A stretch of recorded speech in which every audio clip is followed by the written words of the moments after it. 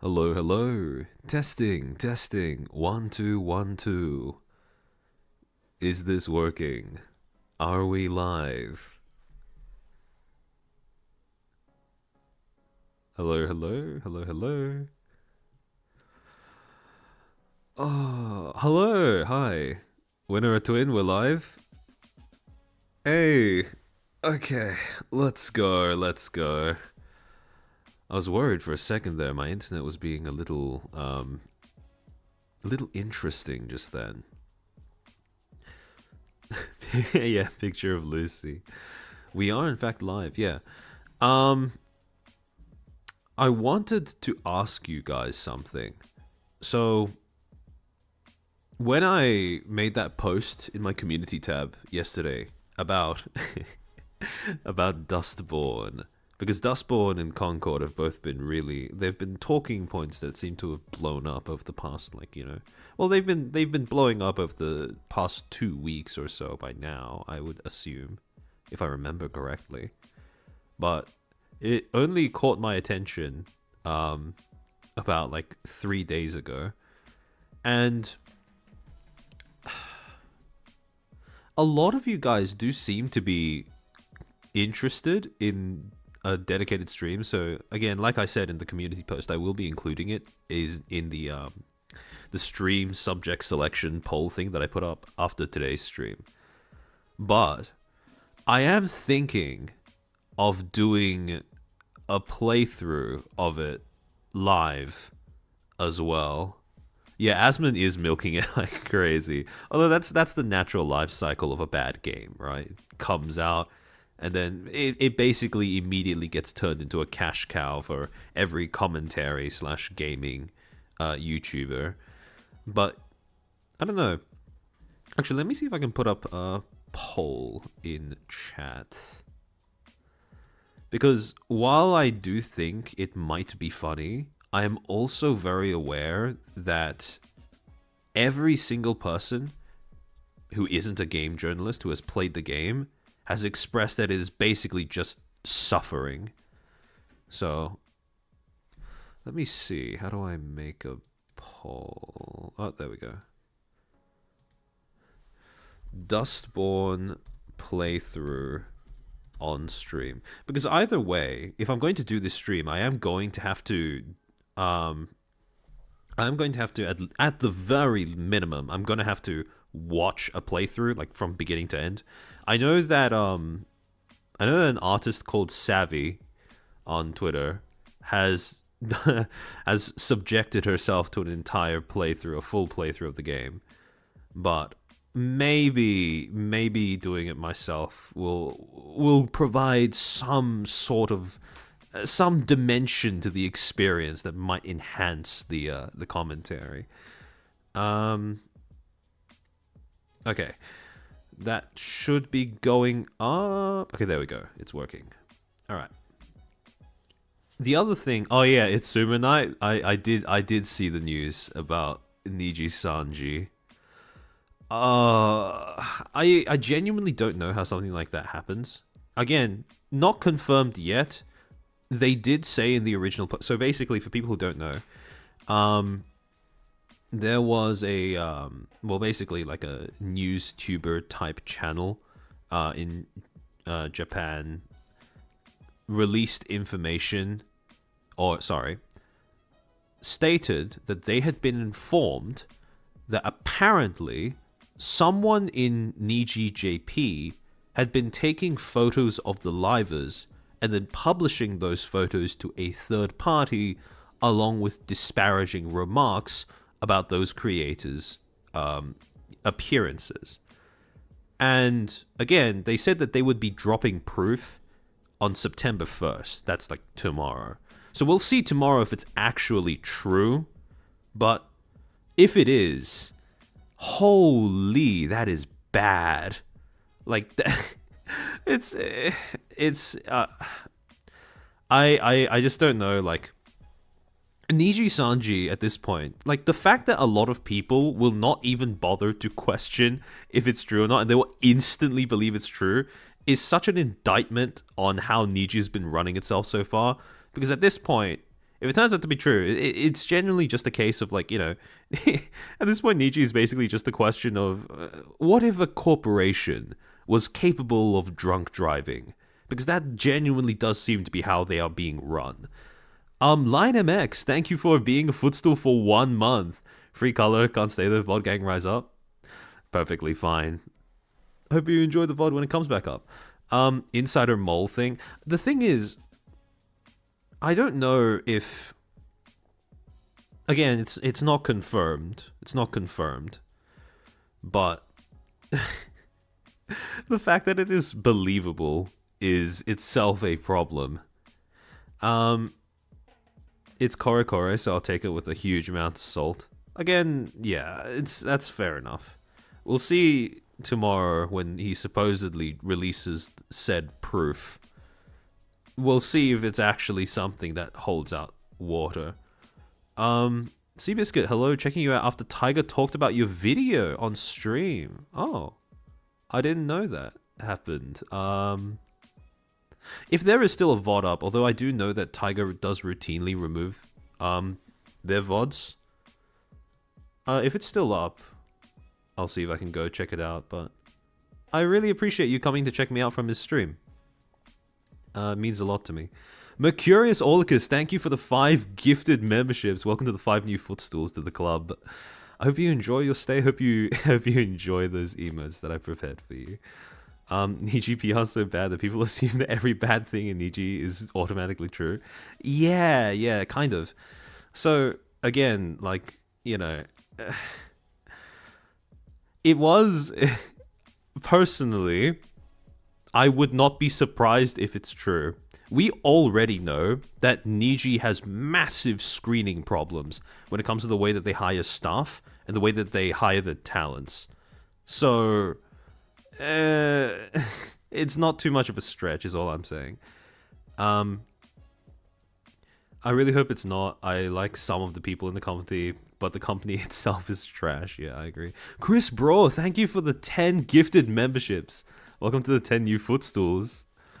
Again, hope you enjoy those emotes that I've put together. Very generous, very generous. Let me see. The poll is actually really close. 53-47. Interesting. Okay.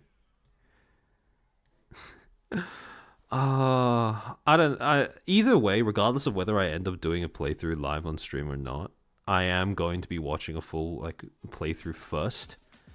Just to absorb what the game is going to be like and what I'm going to be subjecting myself to in its entirety. If true, how do you think they'll handle it versus how they will handle it? If it is true, I fully expect that they will probably quietly terminate whoever it was that, supposedly took those videos and then not speak about it to the public. I expect that I mean, that's what I expect from them. Whether they will end up doing that or not is, again, they could prove me wrong. Thanks for the gift. We want to watch you play a game. Yeah, that's a valid point. That's a valid point. If true, there's a high likelihood that they will handle it as they have all previous stuff. Yeah, I agree. It's... yeah. I mean, again, like I said, it's pretty hard to mess up more than they did at the beginning of this year. So, if they end up saying nothing about it, but just resolving it quietly, that will probably be the best outcome both they and we could ever hope for. So, anyways, I think we can afford to get started. Give me a second to switch screens. I can feel a sneeze coming on him. Never mind, it just decided not to come out. But yeah, this, I didn't get a lot of sleep last night, so there may be bits of this presentation that are a little disjointed because I'm recovering from the insomnia. But okay, there we go. I'm showing up.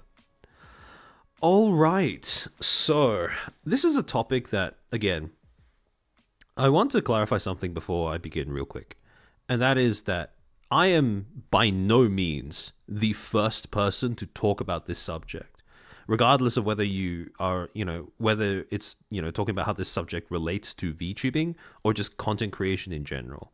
This is a topic that has been discussed, in cycles every year for at least the last, 4 or 5 years.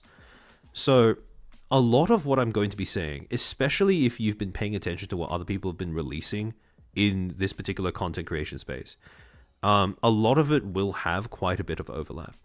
And the other thing is, I want to make it really clear that... Actually, we'll go to just a few disclaimers, right? When I talk about a video in this stream, when I offer some critiques or anything like that, I want to make sure that you understand that when I critique a video, I don't mean to disparage it. And I don't mean to disparage its creators either. Because, again, what I am doing is attempting to contribute to a conversation that has been around for far longer than I have been. Also, as usual, do not attempt to harass or contact any of the people mentioned in the stream in any way, shape, or form. And finally, when I do date something in the slides, if the date is off by 1 day or so, it's probably just a time zone diff. But yeah, again, I will be critiquing some parts of the videos that I reference, but I don't want you to take that as me trying to undermine their usefulness, because a lot of them have proven to be very valuable to just people in general understanding this topic, because it is quite a large and complex one. So, we're going to start with a little bit of a history lesson, as per usual, right? I'm going to take you back. I'm going to ask you to cast your minds back about 4 years to December 28th, 2020. Now, for those who don't know who Ludwig is, Ludwig Ahgren is basically a variety streamer that, at this point in time, 2020, was the largest streamer on Twitch, most subbed streamer on Twitch. He has since been bought out by YouTube and is currently, I believe, he's still streaming on an exclusive contract on this platform. However, Ludwig was and still is a pretty influential figure in the general world of streaming, right? Maybe not VTubing, although he has recently made a Twitter post asking where VTubers go when they graduate, which is quite funny. But, he's not really someone who a lot of people in the space might be too familiar with. However, on this day, he published a video titled "I Am Not Your Friend," where he basically took the time to discuss the topic of parasocial relationships with his audience. Now, this particular video ended up blowing up. It's currently sitting at around 1.2 million views, and I don't think it's any exaggeration to say that it has been quite influential in shaping how people see and discuss the topic of parasocial relationships, and, especially in the realm of streaming, and especially considering when it was released. So, when diving into this video, it's predominantly, roughly about a third of it at the end is him actually talking to camera off script, right? Just riffing as he usually does. But the majority of the video consists of him referencing 2 other videos that 2 different creators had made prior to the release of his video that discussed the same topic. And I want to go through each of these videos that he references briefly to just sort of take apart their points and show, well, essentially, how they initiated the discussion that we're now having. So, the first video he references was published on December 27th, just 1 day before, and it was titled I Am Not Your Friend, a Twitch documentary by what I assume to be a Melbourne University of Melbourne media student called Patrick Attila. And again, this was basically another documentary. It was supposed to be this sort of dissection of why parasocial relationships seem to be so common on Twitch in particular, and it used Ludwig specifically as a case study. Now, it was sectioned into roughly 2 different parts. The first part was basically trying to answer the question of, okay, why do viewers want to be Ludwig's friend, right? What about Ludwig creates the conditions where a parasocial relationship becomes appealing, desirable? And to answer this question, what Patrick did was interviewed 2 of Ludwig's actual real-life friends, right? One of them being Miles and one of them being Anthony, aka Slime, who appears relatively often in Ludwig's videos or collaborations and podcasts. So when asking these 2 friends of Ludwig to describe what about Ludwig's character makes him such an appealing friend, and by extension, such an appealing creator, they did spend a few minutes kind of, and I say this for want of a better phrase, glazing him a little bit, right?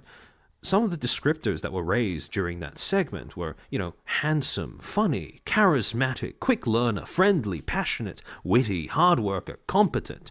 Basically painting a picture of Ludwig as this person who is extraordinarily talented, extraordinarily socially adept, and had the ability to essentially establish a sort of, he had, to put it in a Zoomer term, he had riz.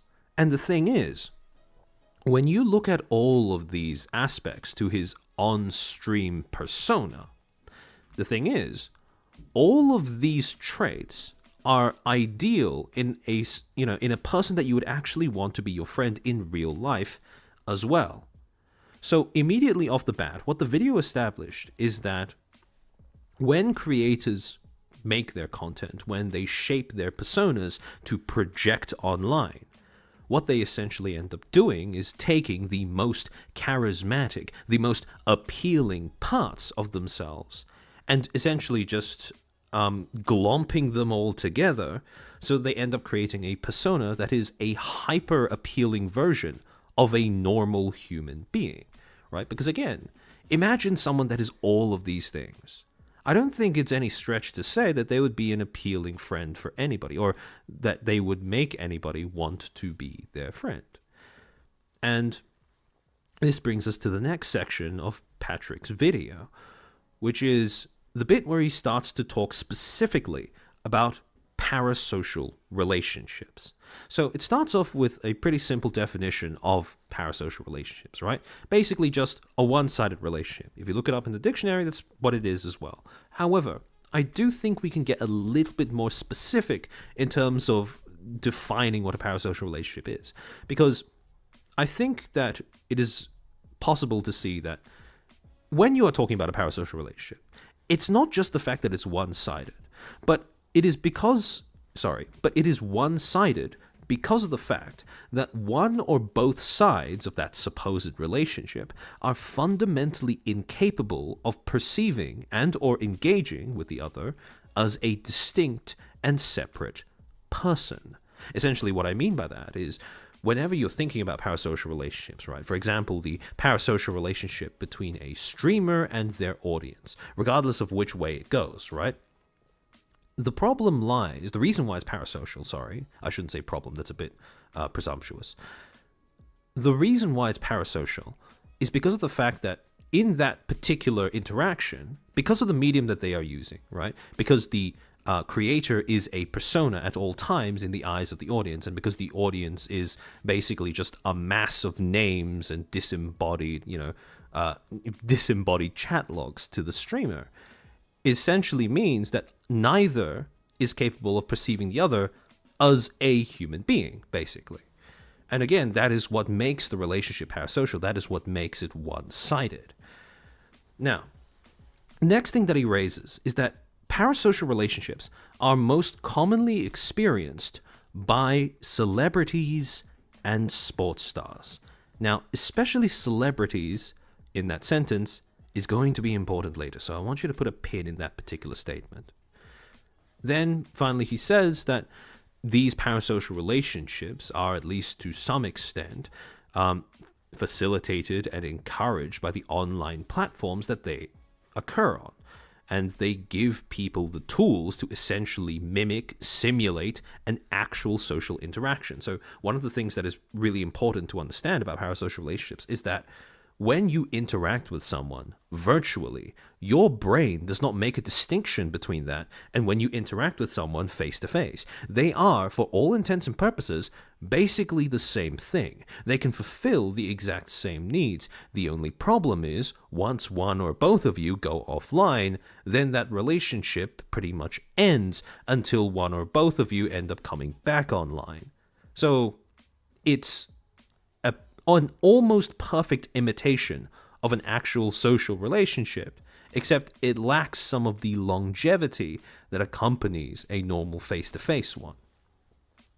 And finally, and this is the point that I really do think that is really important to stress when it comes to this particular video, it raises the idea that parasocial relationships are a natural and human response to the platforms and technologies that are being used to communicate. Now, to expand a little bit more on the definition of a parasocial relationship, right? Because again, it's fine, it's all well and good that we have a definition for the word itself, but where does the concept of a parasocial relationship come from? And it can pretty much, the term itself, parasocial relationship, can be pretty much traced back to a paper that was published in 1956 by two academics called Donald Horton and Richard Wall, and published in a paper called Mass Communication and Parasocial Interaction, Observations on Intimacy at a Distance. And essentially, when you are trying to define a parasocial relationship, you need to be able to distinguish what constitutes a social relationship, and therefore what makes parasocial relationships different. And all of these relationships start from an interaction, right? So what differentiates a social interaction from a parasocial interaction? And when it came to this particular paper, they defined it in this way. A social interaction is something that is direct and reciprocal.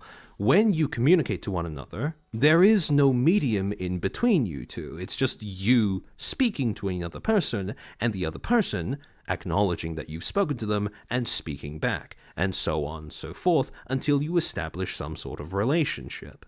Now, when it comes to a parasocial interaction, this is where things get a little bit different because the sides, one or both sides are not communicating directly, but rather are communicating through a medium. Hence the idea that in the case of parasocial interactions, you have a presenter that is sending a mediated message to their audience. And that message takes the form of, it's often mediated through the form of some sort of persona, right? Whether that persona is a TV presenter character or a streamer, it doesn't really make a difference because either way, that medium is not the same thing as the original communicator. However, when this audience attempts to speak back, all they are able to reach is that persona, that medium. And as a result, this interaction remains one-sided, at least partially, because, again, like I've said, this persona is not a person. Now, the reason why this particular part of the definition of parasocial relationships, parasocial interactions is really important is because, and this is something that I've said multiple times in previous streams, and I will say hundreds of times more, the medium is the message. How you communicate will be affected by what you are using to communicate. Regardless of what it is you are trying to say, it will always be affected by the medium you are using. So when you're trying to understand why it is a parasocial interaction or a parasocial relationship is going to crop up between two parties using a medium to communicate, part of understanding why that interaction, why that relationship takes place, involves understanding the medium it occurs on. So, one of the really interesting things about parasocial relationships is that the original context in which Horton and Wall were studying parasocial relationships is parasocial relationships on television. See, the thing is, even though we talk about parasocial relationships in reference to things like, consuming content online, watching live streams, etc., parasocial relationships go way back in history. If we go based off of when the term existed, it is decades old. If we go off of, potentially when the concept itself can be argued to be, something that exists, it could be potentially centuries ago. Because if you really think about it, a religious belief is basically a parasocial relationship, but with like a deity. But anyways, parasocial relationships originate from, or I should say the study of parasocial relationships, originate from trying to understand how television and radio presenters audiences ended up forming parasocial relationships with television and radio presenters.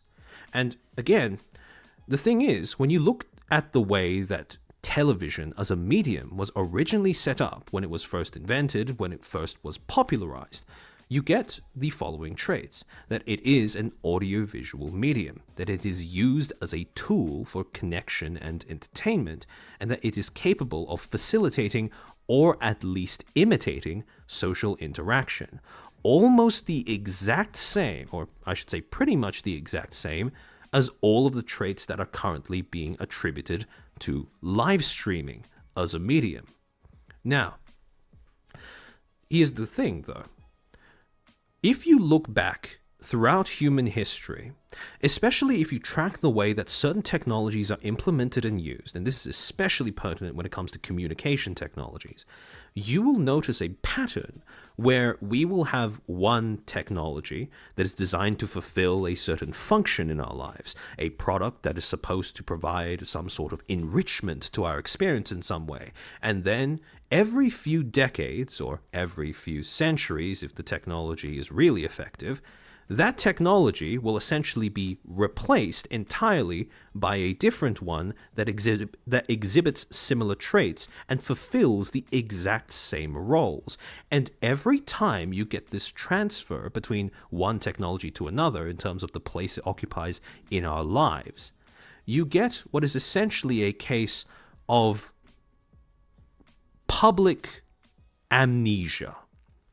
And what I mean by that is, whenever a new technology comes on, right, whenever it is invented and whenever it starts being distributed, whenever advertisers start getting involved in trying to promote it, advertisers are trying to induce a state of amnesia among the general populace because they set out on an aggressive campaign to establish that this new medium fulfills all the exact same roles, but colored through the lens of ideas like improvement, innovation, progress. Now, it is important to note that when you introduce a new technology, a new medium for people to use in their lives, right, there will definitely be cases where there are genuine improvements from one medium to the other. When you transfer from using a television to get your information to using a live stream to get your information and or entertainment.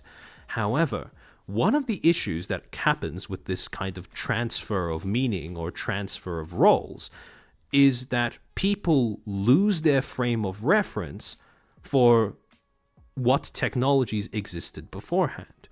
Now, what that means is, if you are stuck with only one medium that you are familiar with throughout the entirety of your life, you don't know what you lost when it comes to the previous medium dying out and being replaced.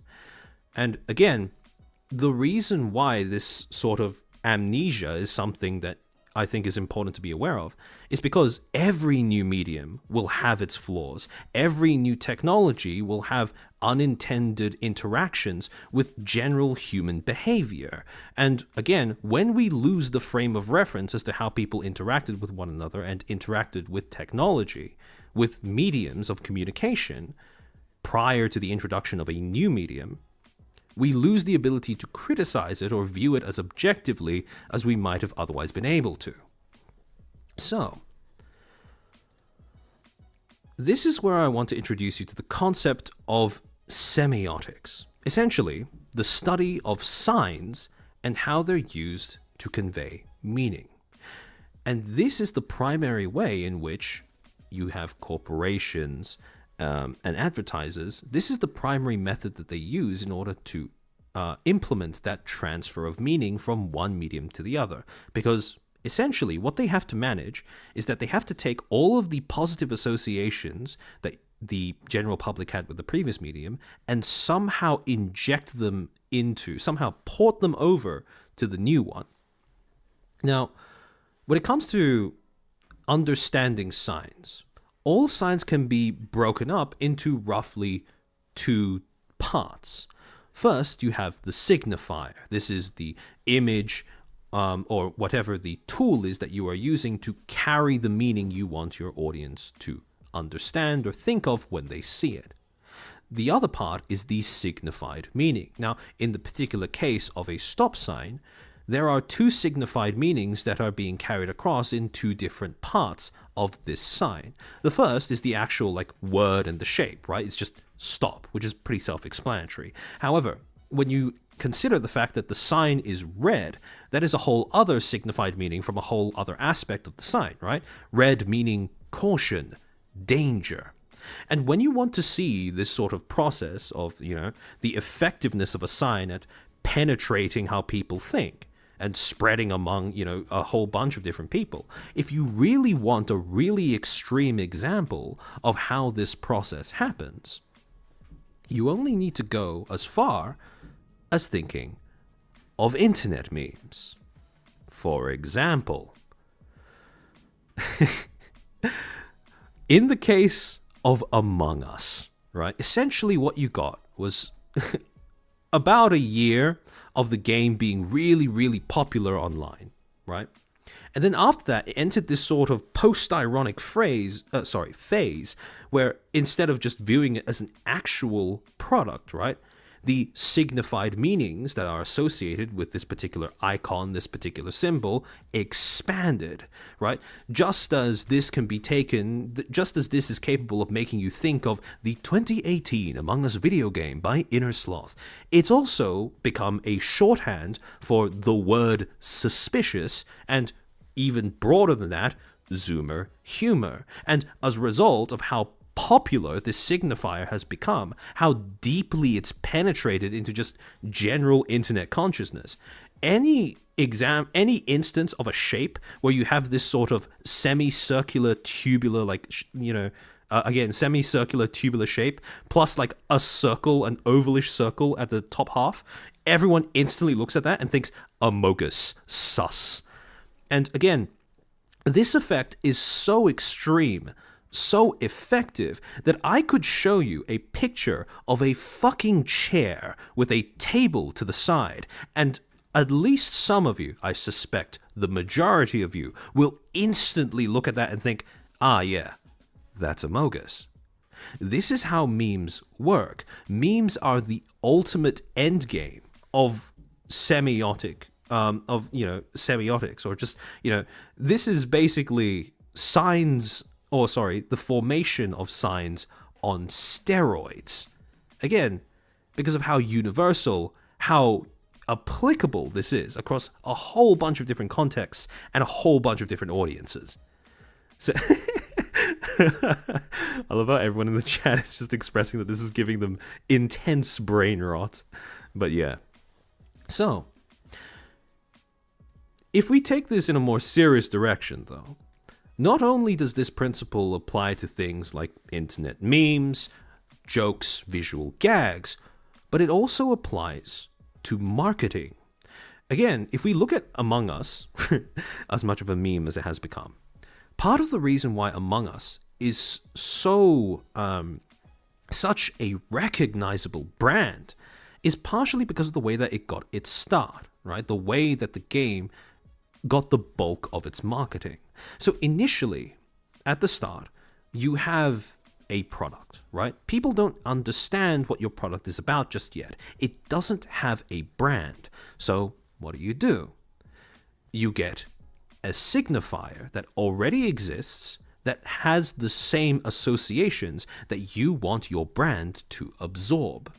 Then, when you have the product and the signifier associated with one another for an extended period of time and in front of a bunch of different audiences, what you achieve is something called semiotic transfer, where your product essentially sponges up all of the associations that were carried by the previous signifier, and then it ends up becoming a signifier in and of itself. And when you get that combination of your product becoming an effective signifier of the associations, the signified meanings that you want to have, hey presto, you have a new sign.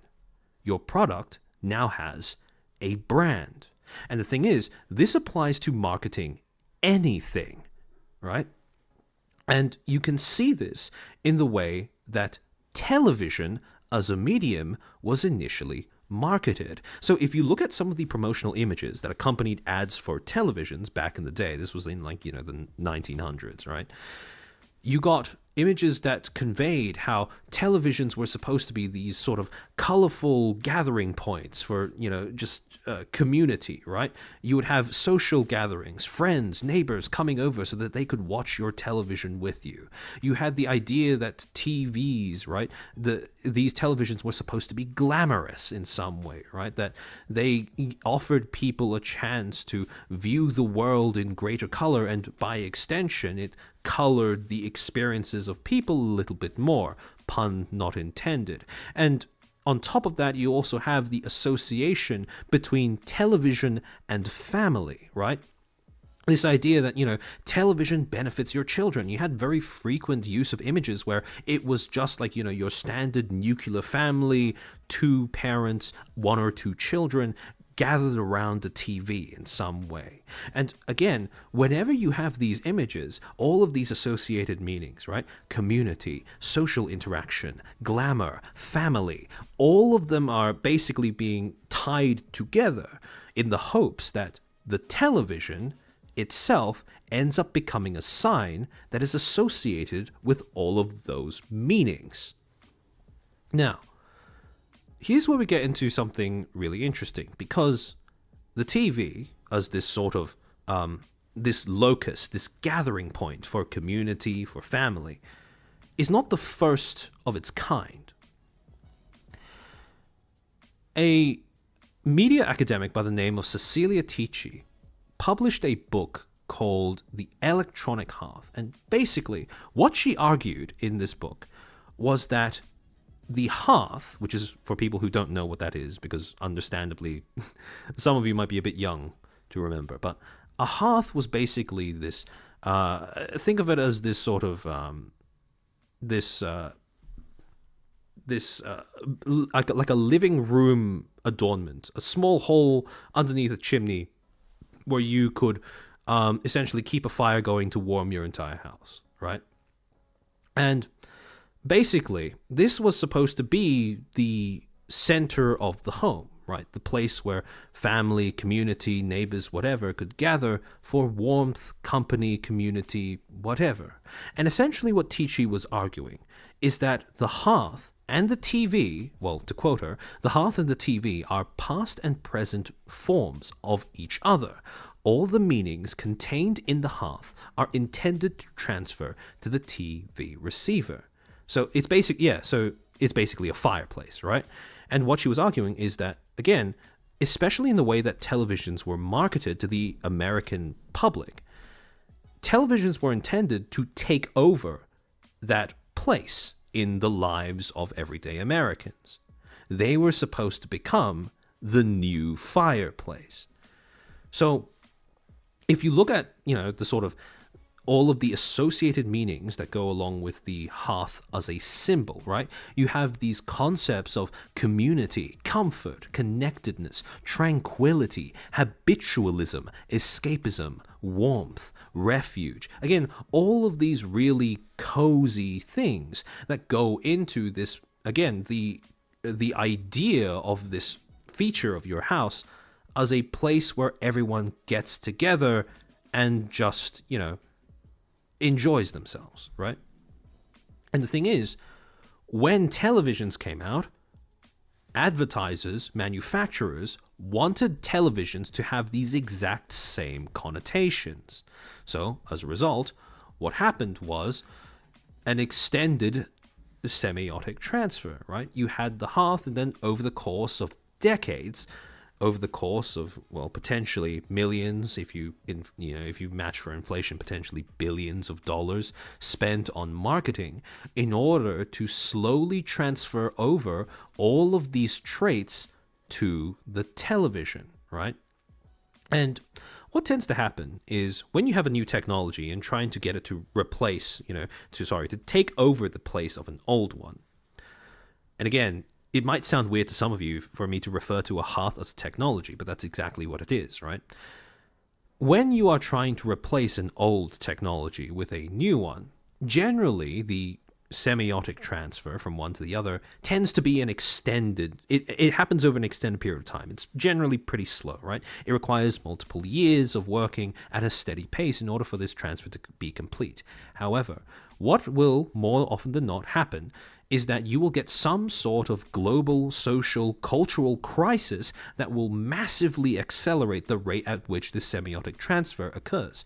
In the case of televisions and the hearth, this semiotic transfer was accelerated by the onset of both the Cold War and the Cold War, Vietnam War, and also post 9/11, right? Because essentially what would happen is that because of all of these global conflicts, because of the fact that news broadcasts were so, it seemed so important to pay attention to all of these things, what would end up happening is that whenever this new crisis occurred and whenever this developing situation was continuously reported on, families, neighbors, communities would end up gathering around these TVs to watch those news broadcasts. And as a result of that, essentially you had this sped up by a factor of 10, to the point where by the end of all of these things, by the end of by the beginning of 2002, I would say, immediately after 9/11, the TV had succeeded in completely supplanting the hearth as the place for community, comfort, escapism, tranquility, refuge, warmth, connectedness, and habitualism. It had completely taken over. It was now fulfilling the exact same role, being this place of connection, habitual escapism, warmth, etc., etc. Now here's the thing. That place is once again up for grabs. Well, it was once again up for grabs. The thing is, now television was having its place taken over by another medium. And in the case of this particular transfer, the medium in question were online platforms, specifically video sharing or streaming platforms. So essentially, throughout the 2010s, right, you had this slow transfer of viewership, this slow build-up of the prominence of platforms such as YouTube and Twitch, right? Again, these were becoming the new places where people would gather around to get their fill of social interaction, entertainment, habitual escapism, etc., etc. However, then, in 2020, COVID hit, and the rate of semiotic transfer skyrocketed, not only because of the fact that, again, this was a medium that was already growing in size to phase out the old one, because of the fact that it offered more features, more interactivity than television possessed, but also because of the fact that the pandemic shut down the ability of legacy media corporations, platforms, etc., to continue creating content, while it practically had no effect on these platforms. In fact, it boosted these platforms. I believe that Twitch basically doubled in size in terms of viewership, etc., over the course of 2020 alone, if I'm remembering correctly, but I could be wrong. So again, what you got was another instance of semiotic transfer, where now these online platforms became the place for community, escapism, tranquility, comfort, refuge, warmth, connectedness, and habitualism. So when you think of it that way, when you place it in the canon of all the previous technologies that occupied the same role in just, general human life beforehand, live streaming is the new electronic hearth. This is our fireplace. And you can see that in the way that the platform is even just advertised in general, right? So again, Twitch is the next generation of entertainment. You get that usual, that appeal to progress, innovation, future. But also on top of that, if you look at the actual, the things that are shown in the ads, right? You have a group of creators playing Jackbox with one another. This idea that, again, this is somewhere where you garner a community. And that's hammered home by, Twitch's promotions of all of its events, right? Its IRL creator meetups, etc., where, again, it gets at the idea that you will find community here. You will find refuge here, etc. And the idea of connectedness, that this is a place where you can go to fulfill your need of social interaction, is reflected in the way that they also, the way that they market their creators. The fact that all of their ads for these creators are always pitched in a way where they seem to be inviting the audience to interact with them, right? Let's chat. And then finally, and this is not an ad from Twitch, but it's an ad that's adjacent to Twitch, because it's trying to advertise the ease of streaming as a hobby/career. It was an ad for that. And essentially, it was marketing the idea that this is a valid space, this is a valid medium to use if you want to seek some sort of connection, validation, an audience or community of any sort, essentially. Except, and again, this is why I went on this entire tangent. Like I said, when you use a medium to fulfill a need or communicate in any way, how you communicate, how you essentially exist, will end up being affected by the features of that medium. It's not... Okay, so I don't want to say it's problematic, because that word has been run into the ground.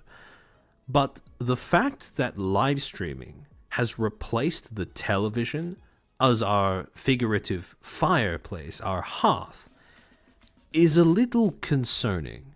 And the reason why it's concerning ties back fundamentally to, like I said before, the features of live streaming as a medium.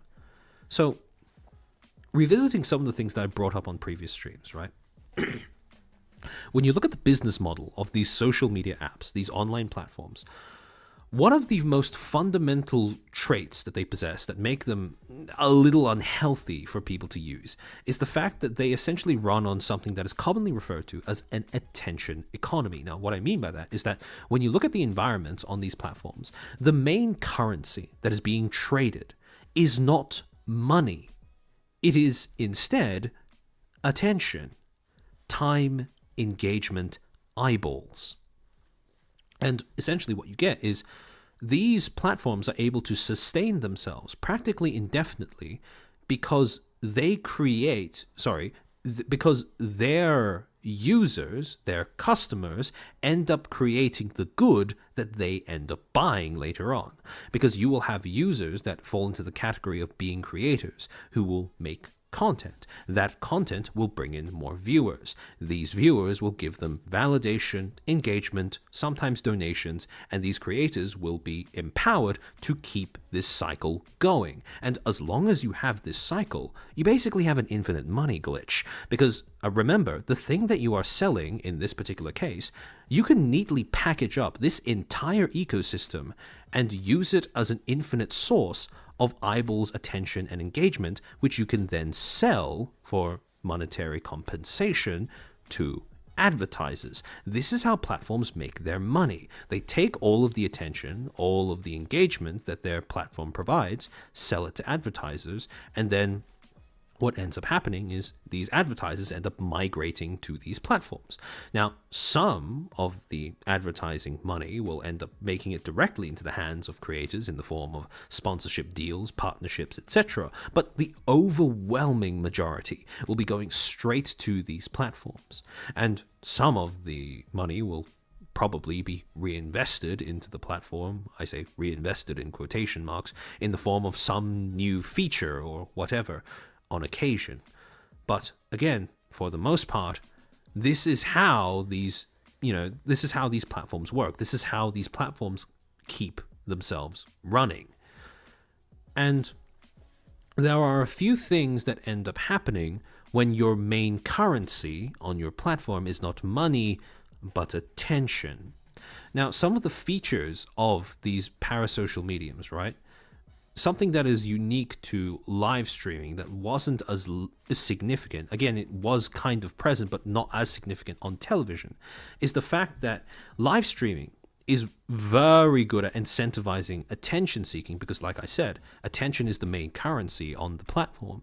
And also that live streaming is extraordinarily good at mimicking social interaction, because even if the interaction isn't face to face, it's still a lot more immediate, a lot more authentic than it could ever be on television. Because instead of just being forced to, watch a presenter or a character play a role in front of you and have no way of interacting with them, you are pretty much like, again, you guys in the chat, right? You can pretty much immediately just type something, and then provided I'm like reading, I will be able to see what you're saying and I'll be able to respond to it. That is a level of interactivity that is simply not available on any of the previous mediums that live streaming is now replacing in the lives of the public. Now, the thing is, right, when you combine these two traits, there are going to be a few flow-on effects of this. Some of them will be positive because, again, when you have more, when you have a platform that facilitates, when you have a medium that facilitates interactivity as much as this one, you have an increased capacity for self-expression, right? Because you are given a platform where an audience can just find you if your content resonates with them, right? And again, presumably that's all there is to it. You can pretty much feel free to express yourself however you like. And then afterwards, in addition to that, right, you have the capacity, the ability, the opportunity to create your own communities. And again, when it comes to socialization, this is huge because even though with television, right, especially in times of crisis, television, the medium of television had the capacity to, become a sort of gathering point for communities. Those communities are absolutely infinitesimally small in scale compared to the size of the communities that you can reach if you use live streaming online platforms as your medium of choice. So again, this is not unique to live streaming, but this is implemented at a never before seen scale by live streaming. However, just as you have the more positive aspects to this particular medium, you also have aspects that are a little bit more negative. For example, and this is a common critique, and these are critiques that Slime and Miles in particular leveled against Twitch as a platform in the interviews for the Patrick Attila video. Some of the interactions, or I shouldn't say some of the, a large portion of the interactions that will occur on social platforms will inherently be based around some sort of transaction, right? Whether it be, time for content, money for time, etc., money for content. At the end of the day, there is the reason why people engage with one another, if you are, admittedly a little cynical about it, can all be boiled down to some form of basic transaction between creator and audience. And as a result of that, as an offshoot of that, there can be times when these interactions lack sincerity in some way. Because, like I said before, when creators can be some of the most charismatic people you've ever met, but they can only be that way because of the fact that they are using a medium that facilitates that.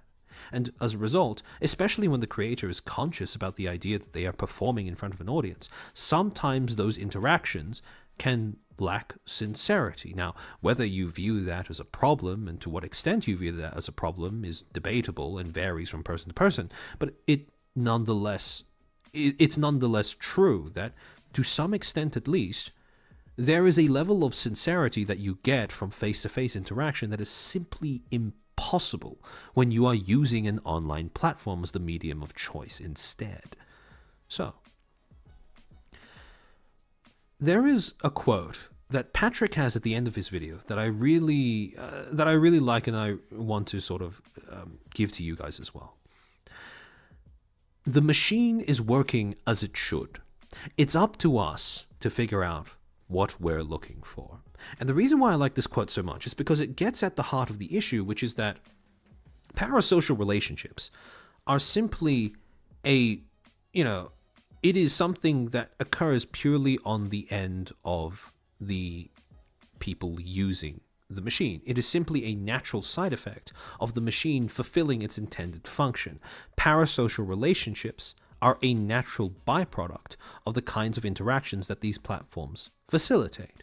And when we go forwards in trying to understand parasocial relationships a little bit better, it's key that at the back of your mind, you constantly keep this idea churning that the platforms we are using to communicate with one another, even, again, YouTube, Twitch, doesn't really matter. The platform I am currently using to communicate with you is designed to facilitate a parasocial interaction. And the only way that that can be, moderated to any sort of degree is if both audience and creator is aware of that fact.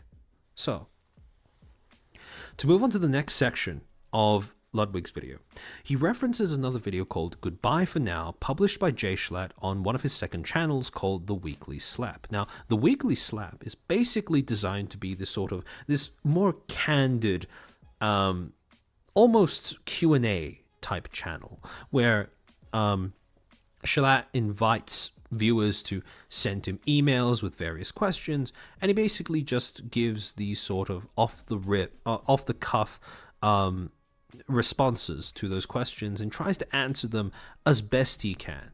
Again, this is different from his main content because this is significantly this is basically him dropping the mask a little bit. He's not talking as his persona, like, the loud, bombastic New Yorker that we all know and love.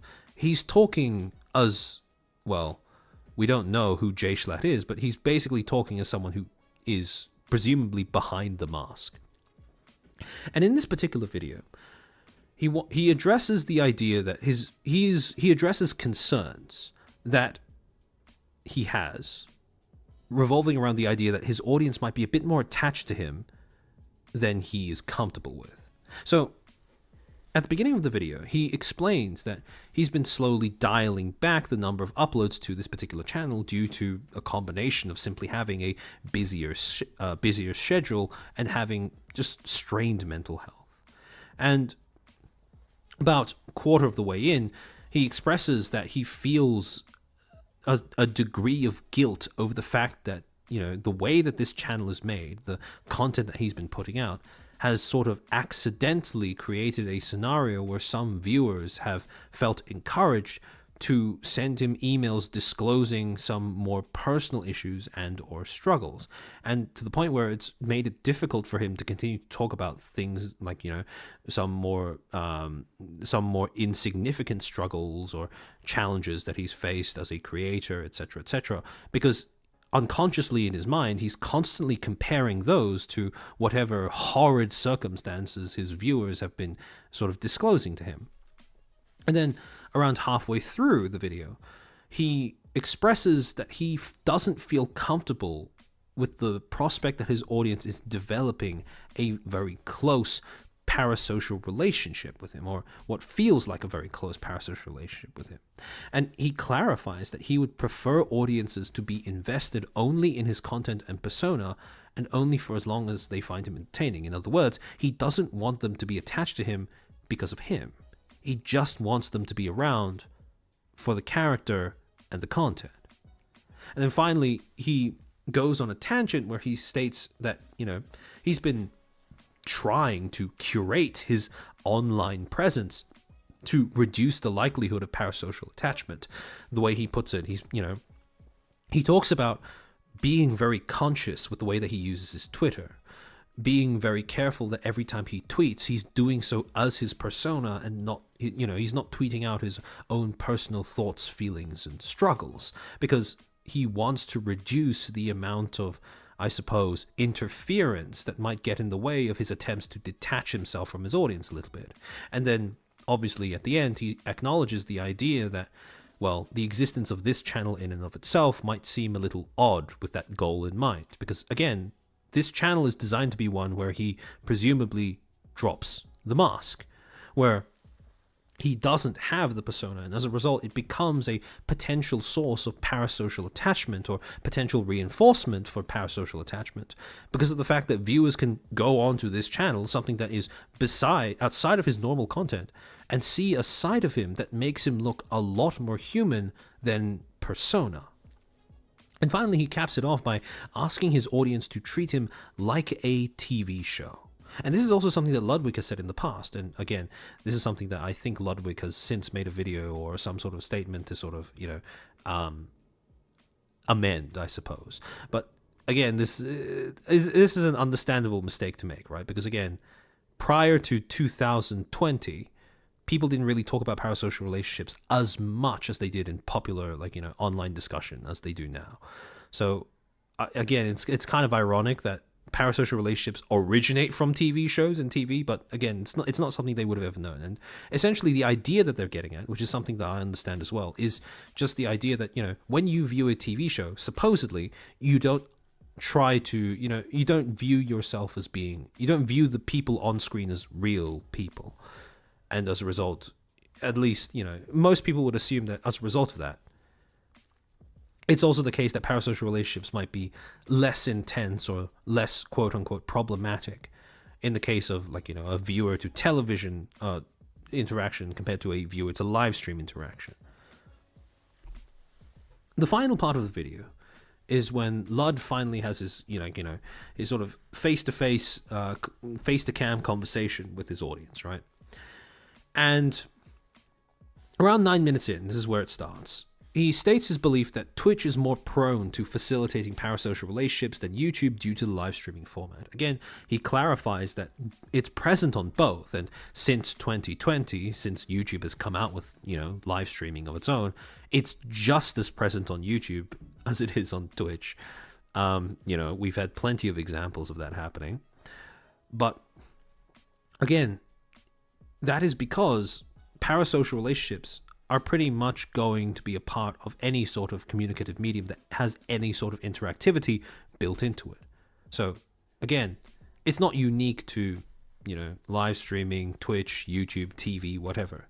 It's going to be present across all of them. At 12 minutes, he expresses that he wants his audience to treat him with a degree of detachment, right? He wants to be treated as entertainment, escapism, or education, but nothing more. And again, about 30 seconds later, he clarifies that any improvement in the lives of his audience due to his content, he picks out a particular message that he gets quite often, whether it be in emails or in message requests from fans that say something along the lines of, "You saved my life," right? And he responds to that particular sentiment by saying that, any improvement in his viewers' lives as a result of his content is not actually because he's done anything. Rather, he's reminding his audience, or he's trying to remind his audience, that any improvement in their lives that they get as a result of his content is a result not of the content in and of itself, but how they themselves choose to use his content. And as a result, he asks his audience to reevaluate the parasocial relationships that they may have, and reinforces that creators are incapable of reciprocating the emotional attachment of their audiences. Now, this last point is something that I'm going to get at a little bit later. And he finally caps it off. One of the final statements that he gives is the idea that parasocial relationships can be a bit dangerous. And technically, again, he's not wrong about that.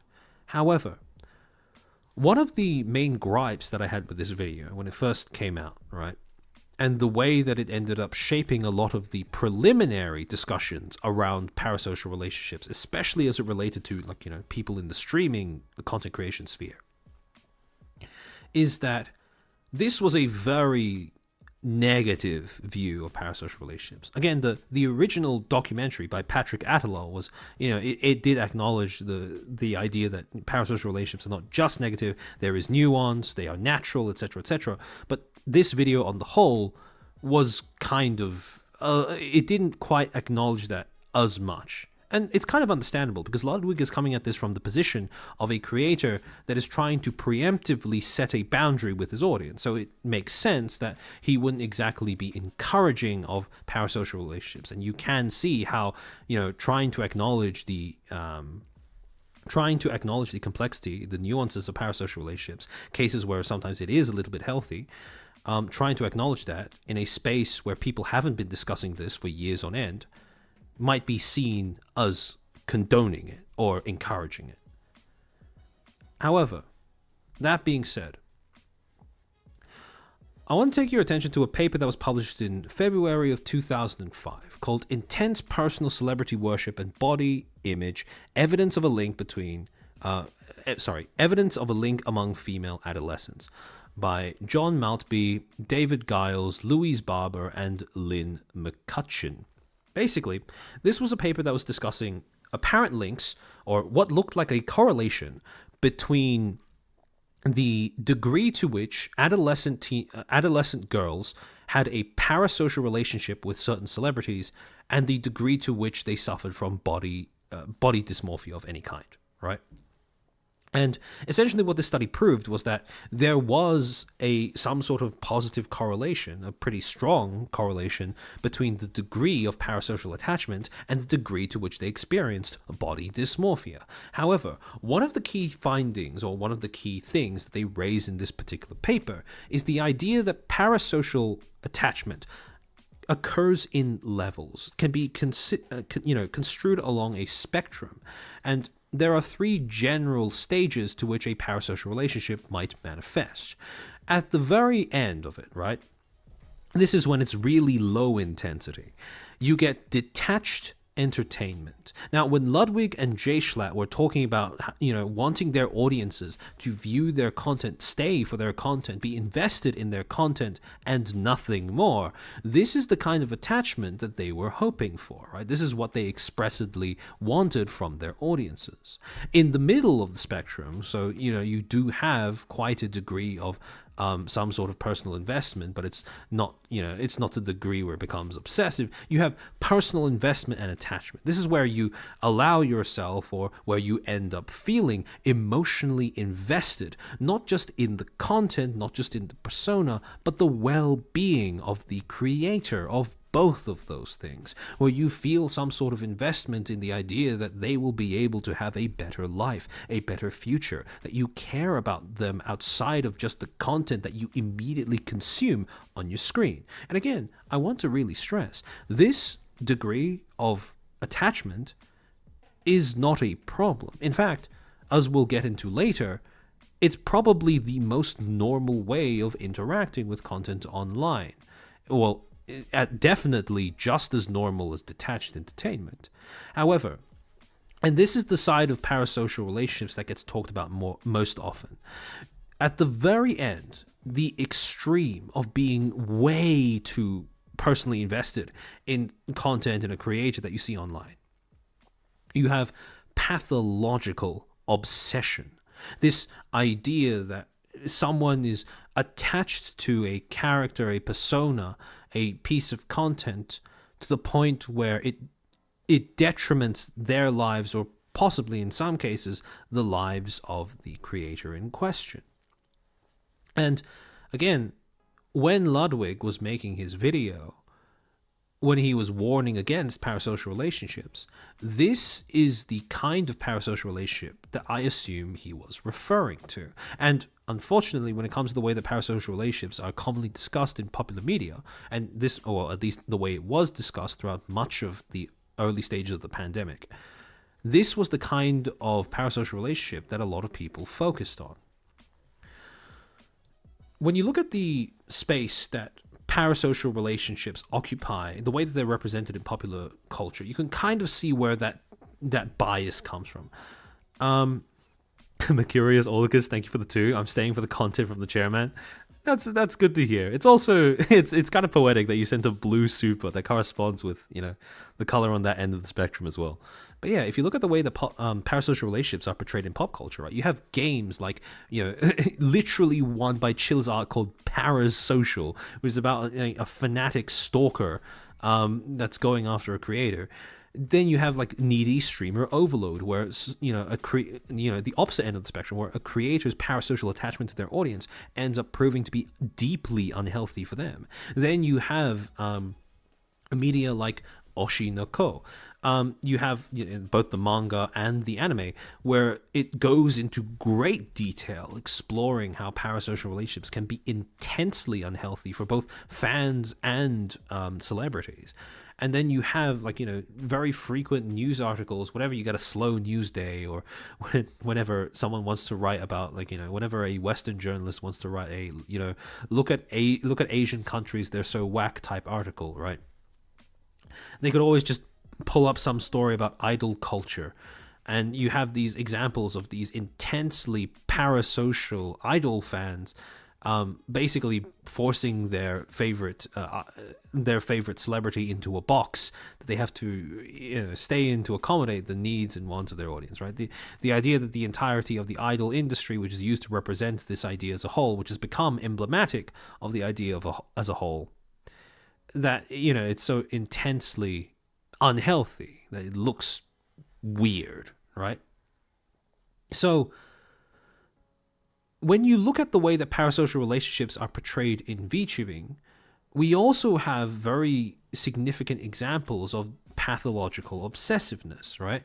So, the Vox Reimu incident, it occurred years ago. It is still infamous now, right? Then you have the whole, you have the problem of shipping, which is particularly, it seems to be particularly, how should I say this?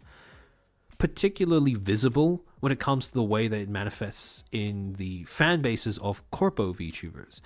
And again, shipping is it's a part of VTubing and by extension anime that is kind of endemic to the industry, but it can also get to the point where it becomes outright uncomfortable for the creators or the personas in question. Then you have pathological attention seeking, as we saw recently with the late Hex Haywire's fan base, which became pretty much infamous for defining exactly how, well, as much as the word has been overused, how toxic an online fandom could become if left to their own devices. You had instances where fans were bullying one another for, over the idea of getting some sort of, a crumb more bit of attention than the others from their Oshi. And you also had another case where someone allegedly pretended to, commit super slide. And all of these things that add up to really pathological attempts at garnering any sort of attention from their idol. And then you have the recent disturbing thing that happened with Kikihime.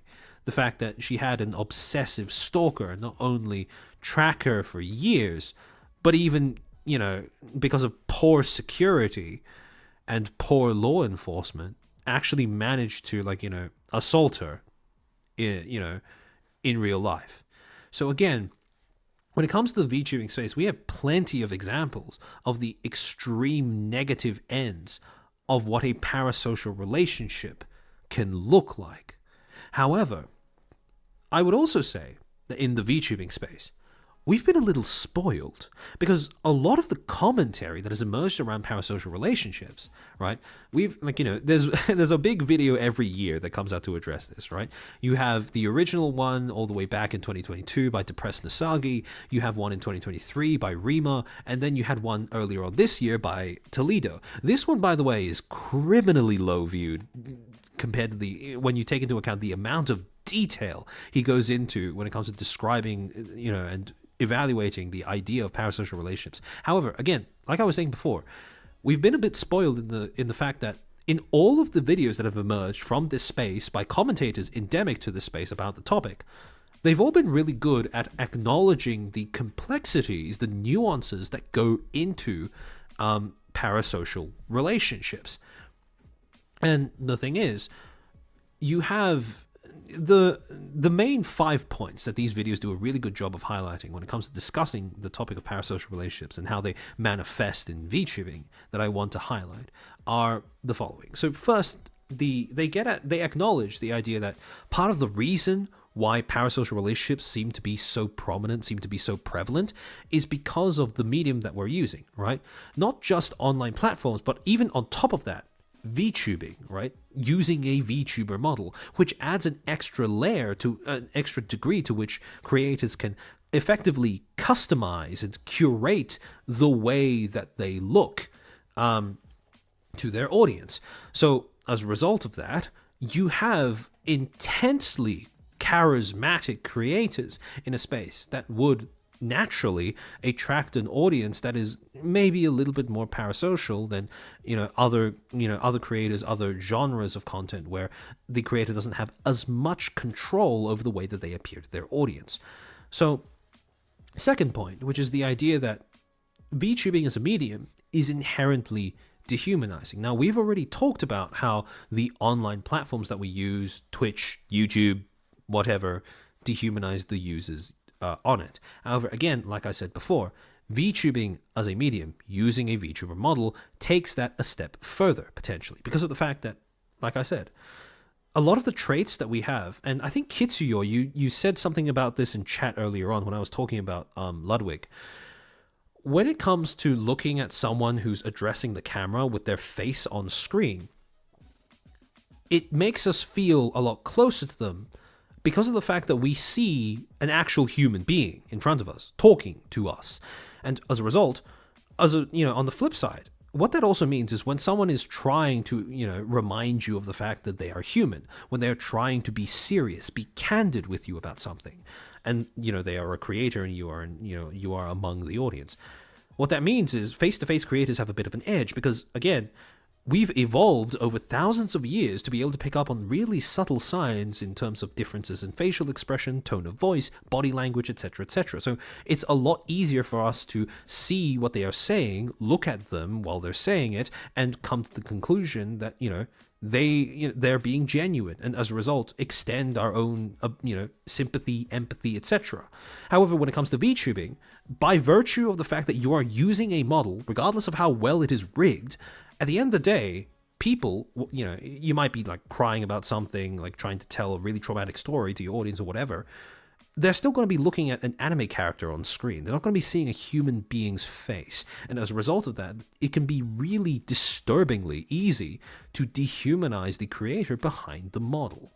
Now, as a sort of point that is slightly related to that, business models, VTubing as an industry is also built on business models that are somewhat somewhat deeply interlinked with parasocial interactions, the idea of farming parasocial relationships to some extent, because it's inherited over from idol culture.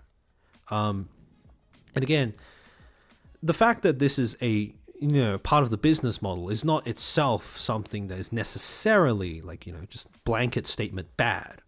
But it does introduce a level of complexity to people's ability to address this, to creators' ability to address this topic, because they depend on this as a part of their business.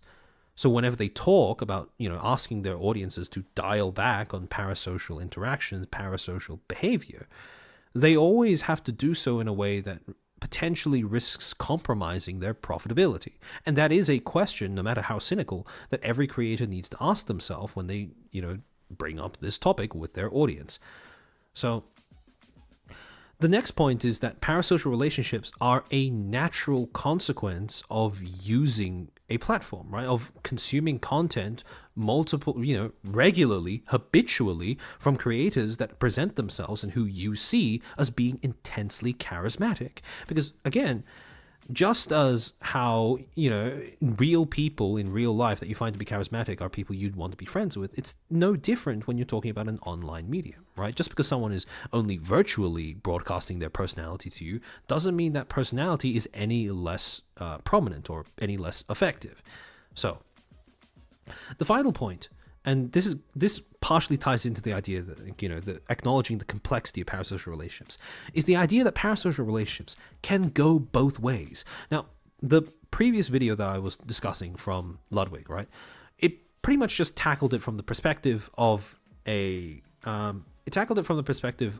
just a creator, and it didn't really get into the idea that, or at least it didn't get into it in depth, that creators can also be just as parasocial with their fan base as their fan base can potentially be with their creator. One thing that I do want to raise is that just because a relationship is asymmetrical does not mean it can't go both ways. It can be a two-way asymmetrical relationship where, again, when a creator feels attached to their audience, they do not view that audience as a person, because it's not.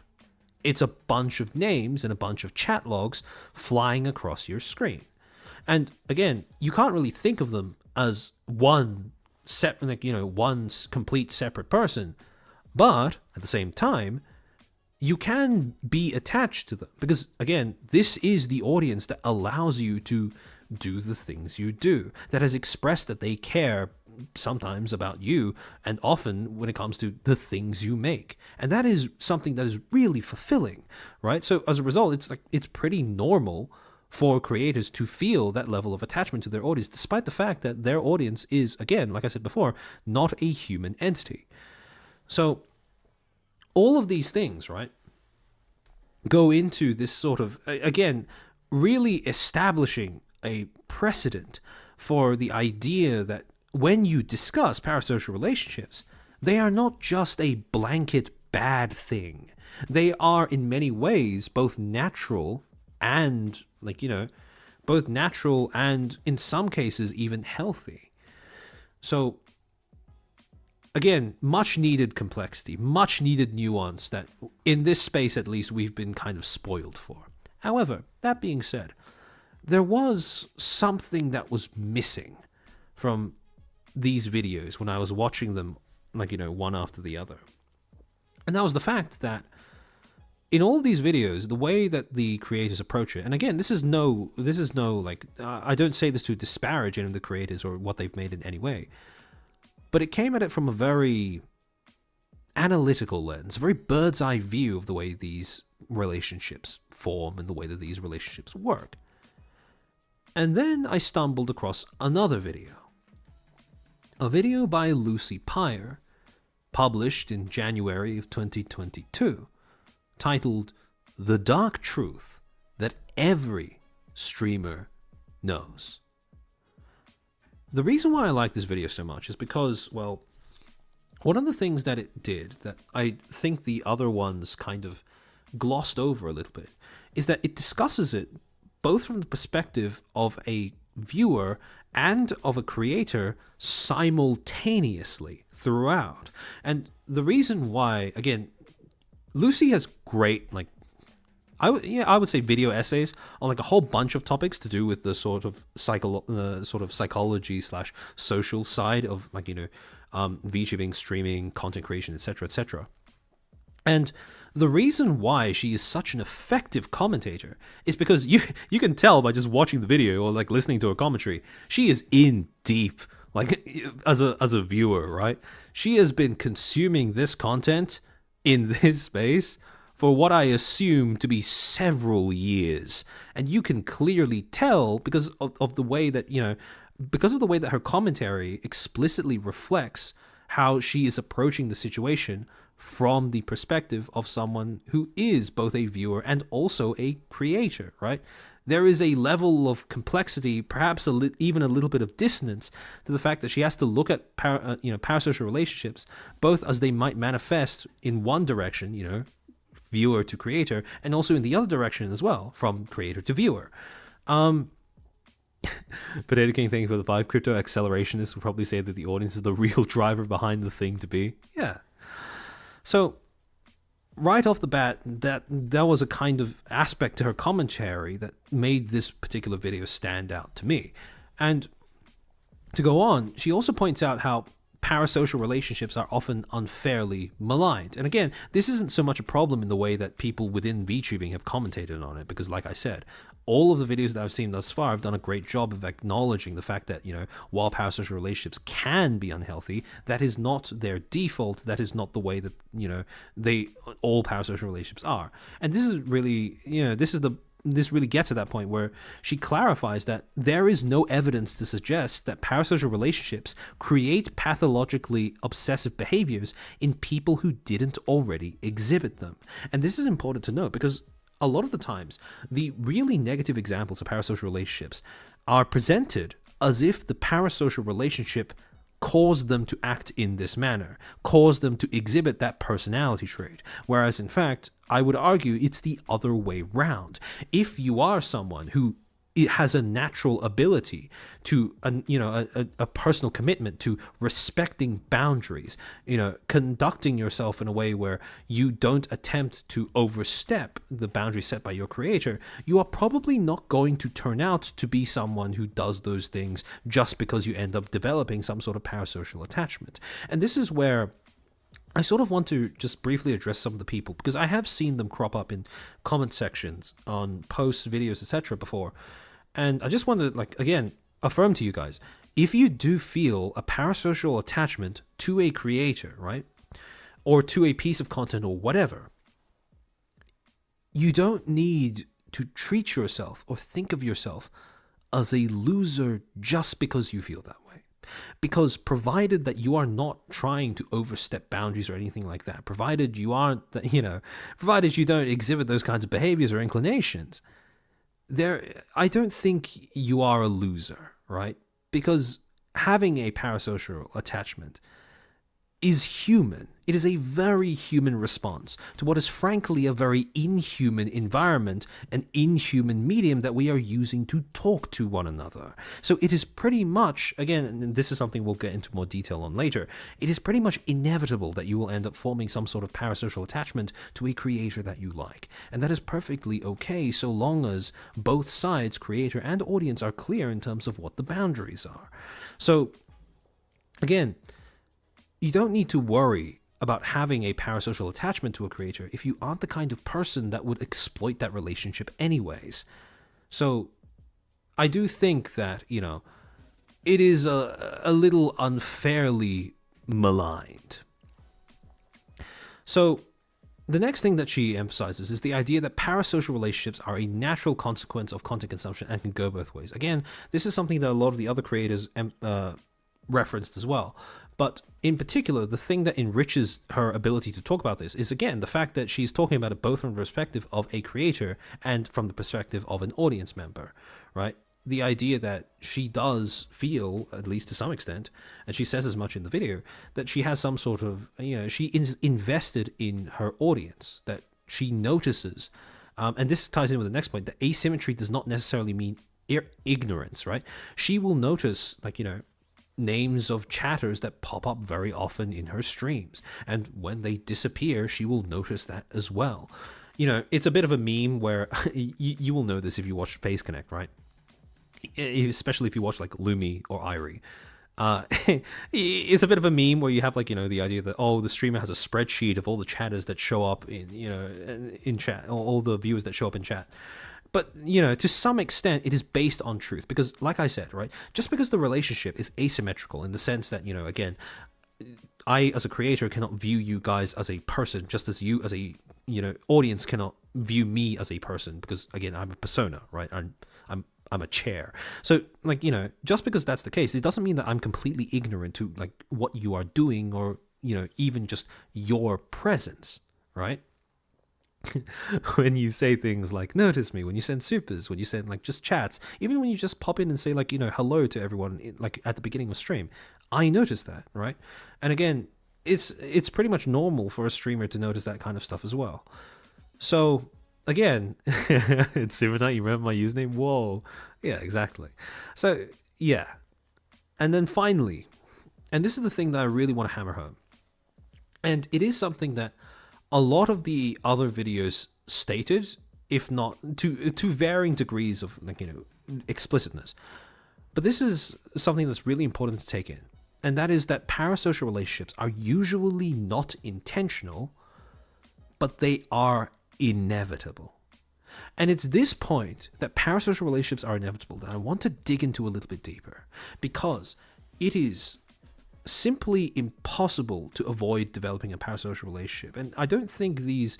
and this is where I think I do have a little bit of an opportunity to jump in and flesh out this particular talking point a little bit more. Because the reasons as to why a parasocial relationship are inevitable, that parasocial relationships are inevitable, is because, well, two things. One, as we've talked about, and as I've sort of foreshadowed a little bit, the medium, which we will talk about in a bit. But even more basic than that, the reason why parasocial relationships are so inevitable is because parasocial relationships are based on the premise, right? Being a successful content creator is tied to at least some degree of celebrity. The idea that you have an audience, an audience that has drifted in from the general public, that nebulous population that exists only in theory, that they've drifted in and they've made the decision to be invested in you, your content, or some combination of both. And as a result of that, right, parasocial attachment, parasocial interaction, the very concept is fundamentally baked into celebrity as a concept. To make sure we're all on the same page, right? The definition of celebrity that I'm going to be going with is someone whose personal life and or identity has attracted a significant amount of public curiosity. For some reason or other, people who are not, who don't know them personally have become personally invested in their life and or identity, even beyond the things that they've done, right? And that is the important distinction here, because a celebrity is not just someone who is famous because of the fact that, they've done something of note. They are famous because, for some reason, people find them to be genuinely interesting. So, when you look at the way that celebrities are made, right, it's important to understand that, well, people don't become celebrities overnight. There is always a process by which someone becomes a celebrity. At the first step, pretty standard, right? You just have an ordinary person that's picked out from the general population. Then, once you have that ordinary person, you start curating a brand identity for them. You take aspects of their personality or aspects of a personality, real or fake, and you start curating it. Essentially, you build up a brand for them to assume, right? In the case, let's say, for example, you get some woman off the street, and the aspects of her identity that you emphasize in her branding are like humble beginnings, talented singer, feminist icon, environmentalist, dreamer, tragic romantic. And then, once you have a brand identity that you can run with, you do the running.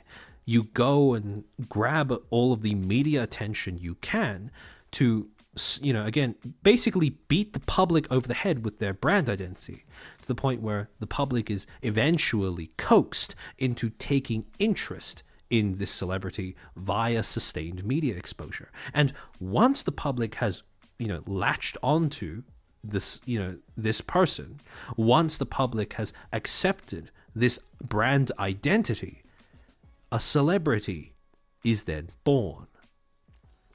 Once once your identity is no longer just being an everyday person, but someone who is famous for a reason with a specific set of traits that make you personally interesting to the general public, that is when you complete the transition into becoming a celebrity.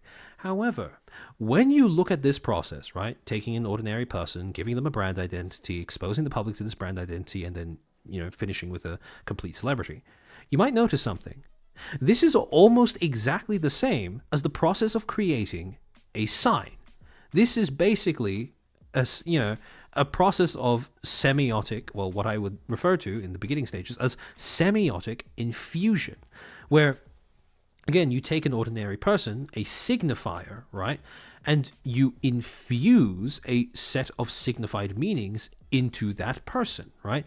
That is what you do when you create a brand. You are essentially attaching things that you want the public to associate with just their very image.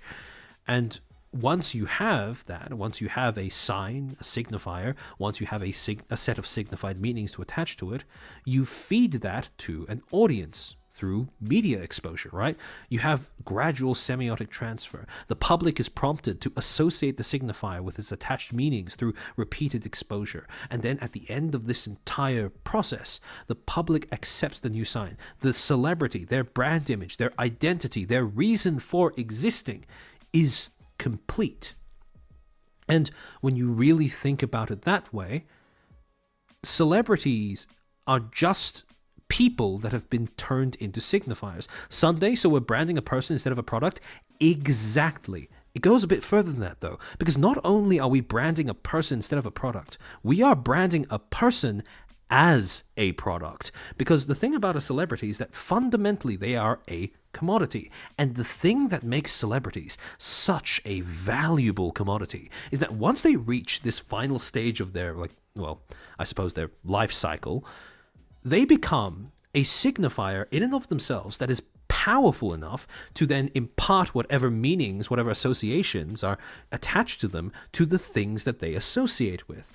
And when you really think about it that way, celebrities just exist to become sources of, influencing public opinion, right? They are only as useful as much as the public is invested in them, as much as the public has a set of ideas that they can associate with them. So this is why celebrities are so valuable when it comes to advertising, when it comes to marketing products. Because let's use the example of Hugh Jackman, right? As a celebrity, his brand identity is based on the idea that he is masculine, he is refined, he is charming, right? And then when you look at the products that he's supposed to endorse, right? Aviation American Gin, Mont Blanc, pens or whatever, right? Both of these products are, products that advertisers that have partnered up with him in the hopes that by releasing advertising that associates those products with him, these products will then end up absorbing some of the qualities that have become associated with his brand image, right? That, the gin will also be masculine, refined, charming. That the pen will also be masculine, refined, charming. And this is the end point of all celebrities, of any form of celebrity, is becoming this product, to have a brand identity so strong that you can start passing it on to people or things that you associate with. That is the true value of a celebrity. That is why, when it comes to mainstream media, legacy media, that is why they they view their role in creating celebrities as so important.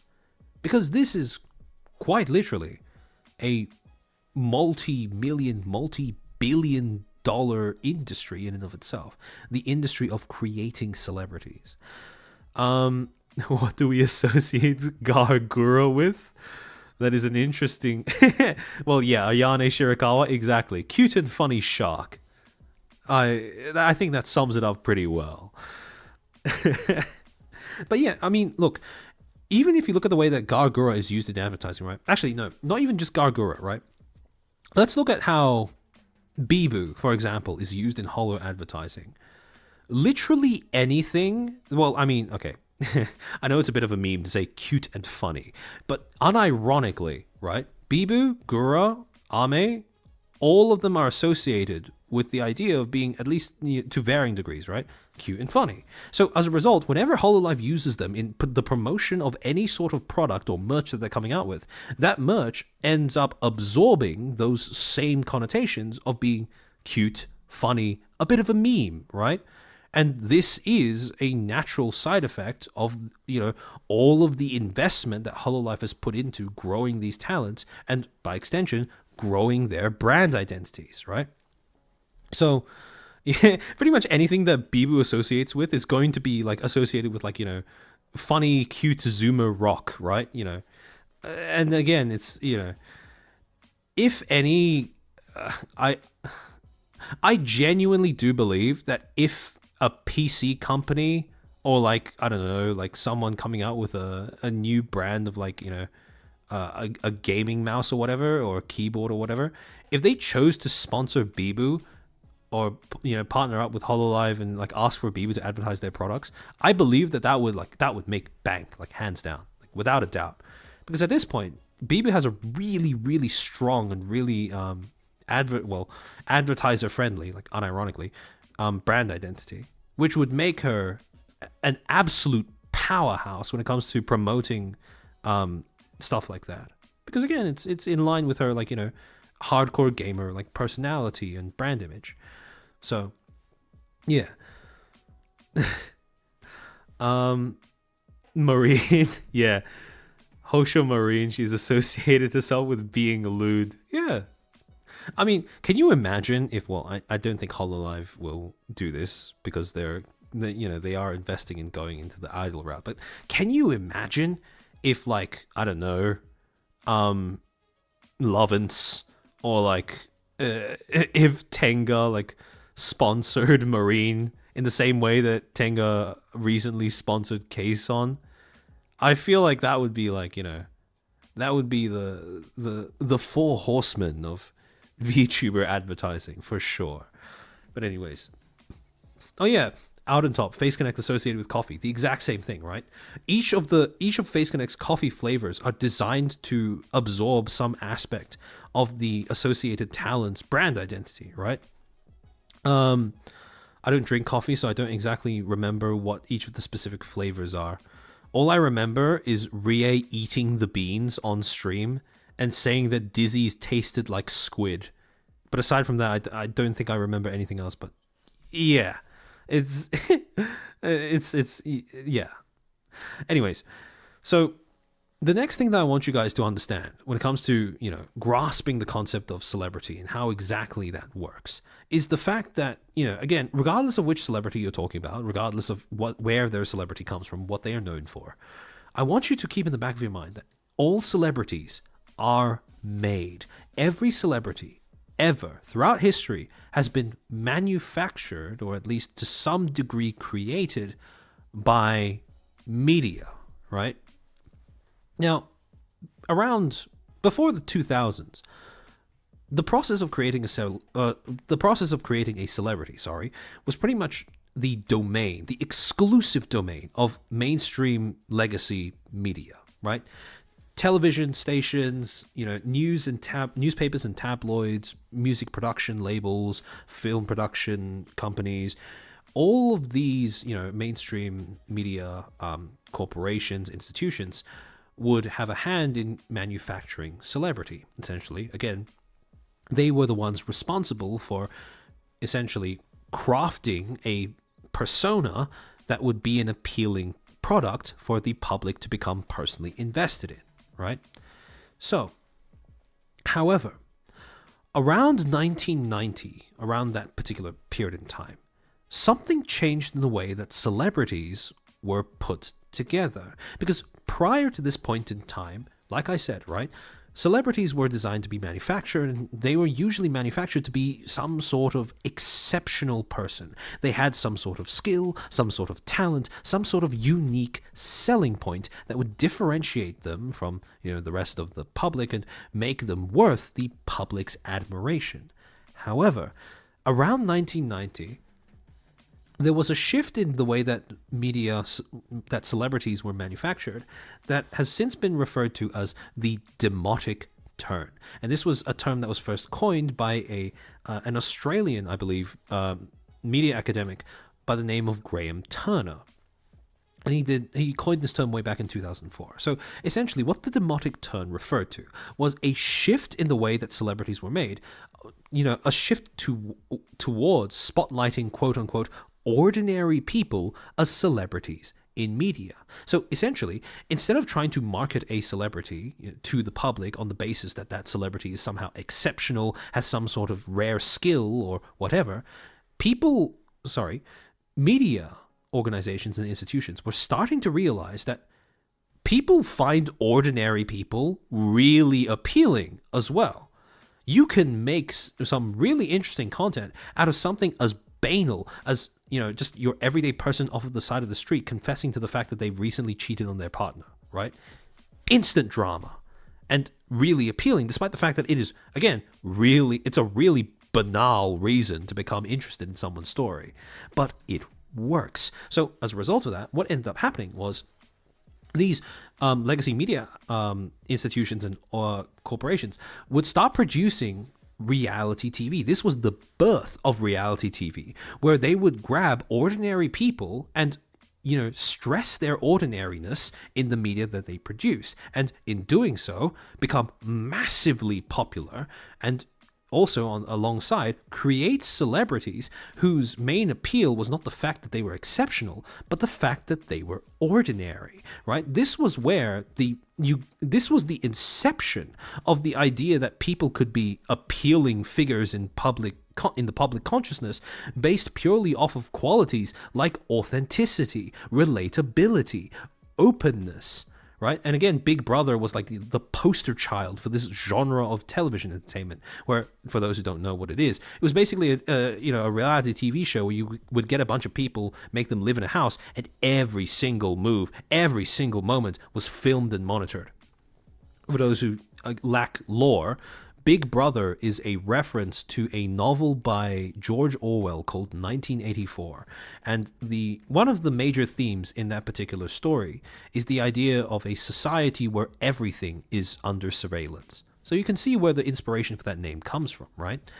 So again, this idea that authenticity, relatability, and openness are good qualities and qualities that are integral to attracting public attention, this is an idea that has endured way beyond this particular time period. It is still prevalent today, because when you look at the way that creators present themselves on YouTube, on Twitch, whatever, a large part of the appeal comes from the idea, right? And again, this is very prevalent in the West especially, the idea that you are getting something genuine, that you are getting some authentic insight, some peek into the way that this other person, this creator, actually thinks, actually acts, and what they actually want to make.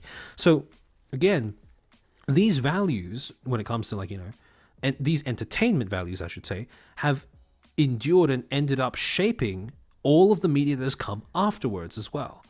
Because, like I said, part of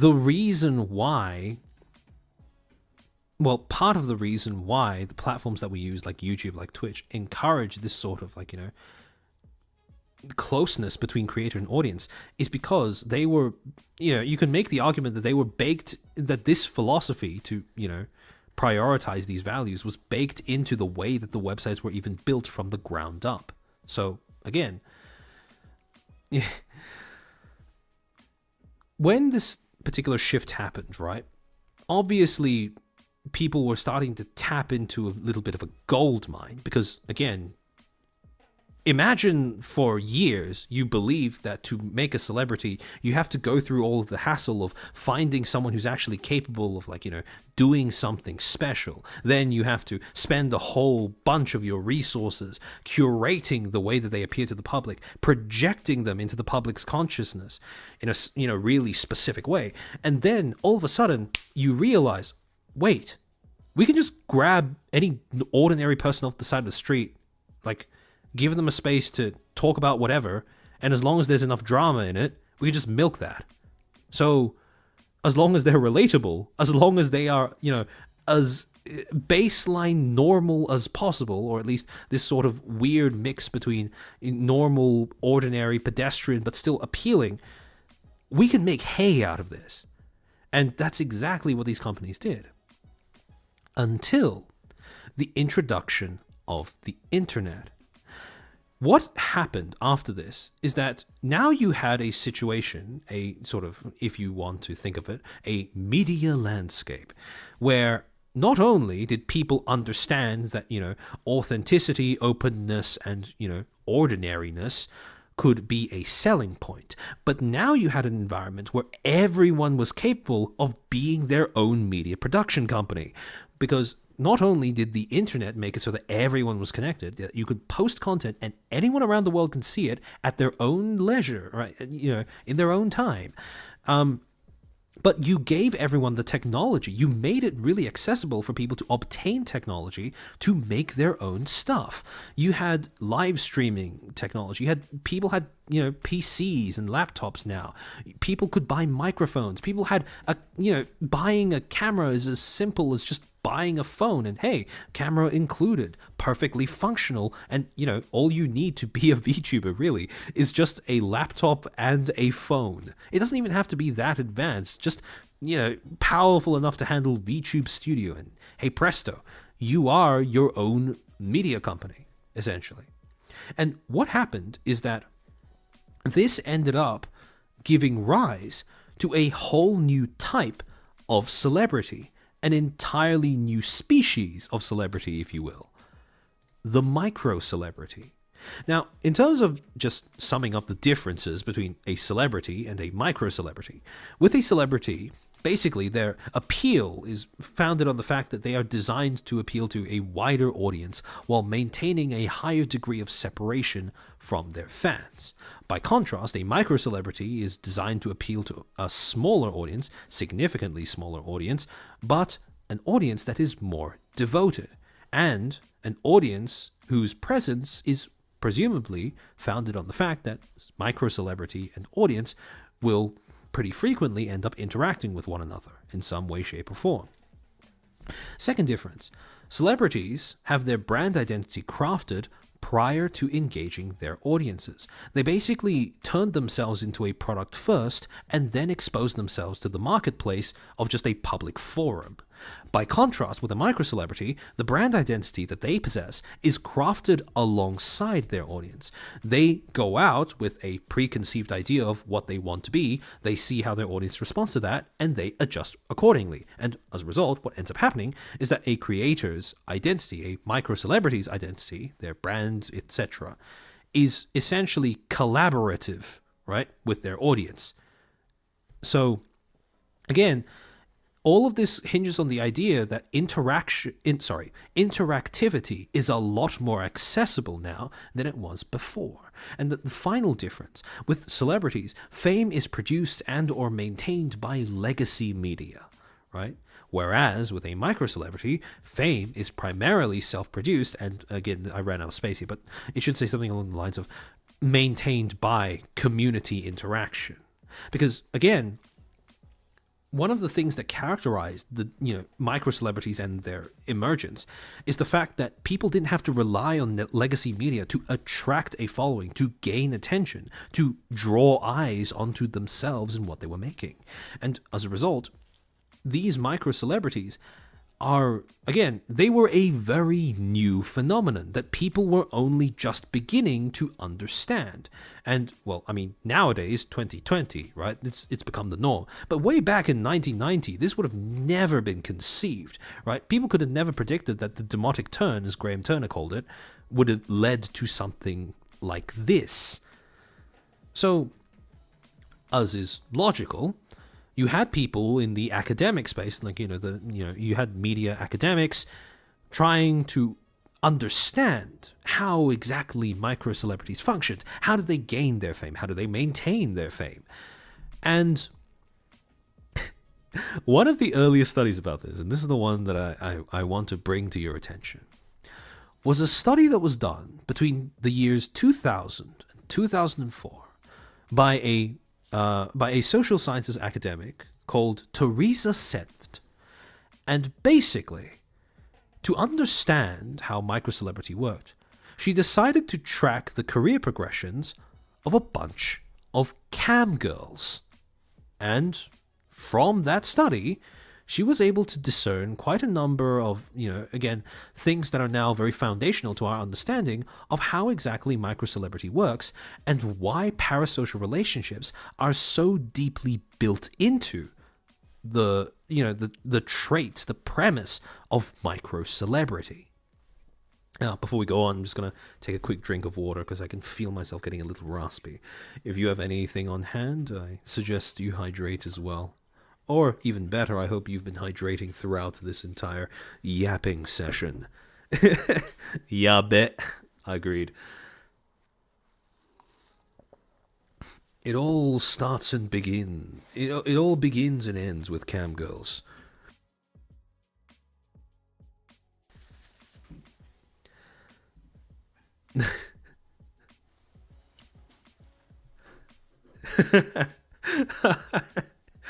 People are, yeah. People seem to be very very interested in this particular example. But again, it is a pretty valid one, right? Because chat relax, the cam side is just a pseudonym for Twitch. Agreed. Honestly, I can 100% see an academic wandering into Twitch and repeating this exact same study. Because, well, I mean, yeah, academia can be a little prone to regurgitating and then eating its own regurgitated, contents, and then doing that all over again. But anyways, Noxon, can you remove the blur on screen? Unfortunately, no, I can't do that. And I don't want to get banned by YouTube. So anyways, in this study, right, few major findings, right? In a paper that was, no, not paper, in a book chapter that was published in January of 2013, titled Micro-Celebrity and the Brand Itself, there were a few things that Senft had managed to extract from this study of the cam girls about how users were essentially funneled by the platforms that they were on into behaving in a certain way so that they could gain an audience. And three of the findings that I want to sort of pass on to you guys are these. The first thing that she found was that online platforms are built to encourage mutual surveillance among users and the creation of personal brands to garner a following. Now, what she means by that is basically that, when you are interacting with another user online, you do so with the expectation that that interaction is public, that you will be seen interacting, you will be seen by other users, and that that user in turn will be perceived interacting with you. When you guys speak and chat, you do so with the knowledge that there is a VOD that is going up, that anyone could watch the VOD, that other chatters see you chatting, that I see you chatting, etc., etc., and all the people who view the VOD will see you chatting, etc., etc. So again, everyone interacts in this space, on this platform, on this medium, with the expectation that everything they do is public, visible, will be surveilled. Now, what that does is when people, like I said before, right? The primary currency on these platforms is not money, it is attention. And as a result of that, in an environment where there is mutual constant surveillance, the way that you gain more attention is by changing the way that you appear to other people, changing it to be more akin to a branded product than it is to a person. And as a result of that, identity is no longer just this thing that is attached to you as a person. It is now a product and a tool that you can use to sell yourself to an audience. The next point that she raised is that, again, like I said, the main currency on this platform is not money but attention, and users will routinely frame themselves as buyers, sellers, and commodities when building their personal brand. Now, what I mean by that is that, again, users will be simultaneously all three of these roles. They will buy their audience's attention. They will sell their content, their brand, to an audience to earn their attention, and they will turn themselves into commodities that are appealing to buy with attention, right? So, again, at the end of the day, this really reiterates the same point, which is that when you use these mediums as your main tool for interaction, you end up turning yourself into a product, whether you are aware of it or not. Because at some point, you are going to have to start trying to build an audience, right? Whether unconsciously or not. And when you do end up building that audience will be there because you have presented a curated version of yourself.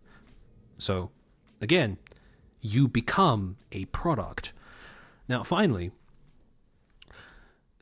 Senft distinguishes between two different types of online followings, audiences and communities. And the difference between the two is that audiences expect to be spoken to, whereas communities expect to be spoken with. Now, again, when it comes to a lot of communication, right? Especially communication between, well, I don't know, like that happened with legacy media, TV, radio, whatever. A lot of it was an interaction where it was a presenter speaking with an audience, right? There was no two-way interaction, and audiences were absolutely fine with it for the most part. They were spoken to with the expectation that there was no real way to, at least immediately, speak back. However, with communities, it's entirely different, because communities, when you use the word community, when you think of the concept of community, it has the idea of interactivity, connectedness, baked into it. Now, here's the thing. When creators talk about their followings, almost universally, the word that they default to is not audience, it is community. Now, you can start to see how this, creates an environment where parasocial relationships become more even unconsciously encouraged, not just because of anything that the audiences or the creators doing, but because of the way that the platform itself is built, because of the ways of thinking that underlie the way that the platform is designed to be used, right? So again, because platforms have platforms like YouTube and Twitch have so many features built into its architecture to facilitate some sort of two-way interactivity, right? That explains, at least to some degree, why community, the type of following that expects two-way interaction, is the default way of referring to the people who follow your content. You don't view them as an audience because, again, you don't view them as just being one-way recipients who are just going to, completely silently absorb whatever it is you're putting out and then, not interact at all afterwards. You refer to your following as a community.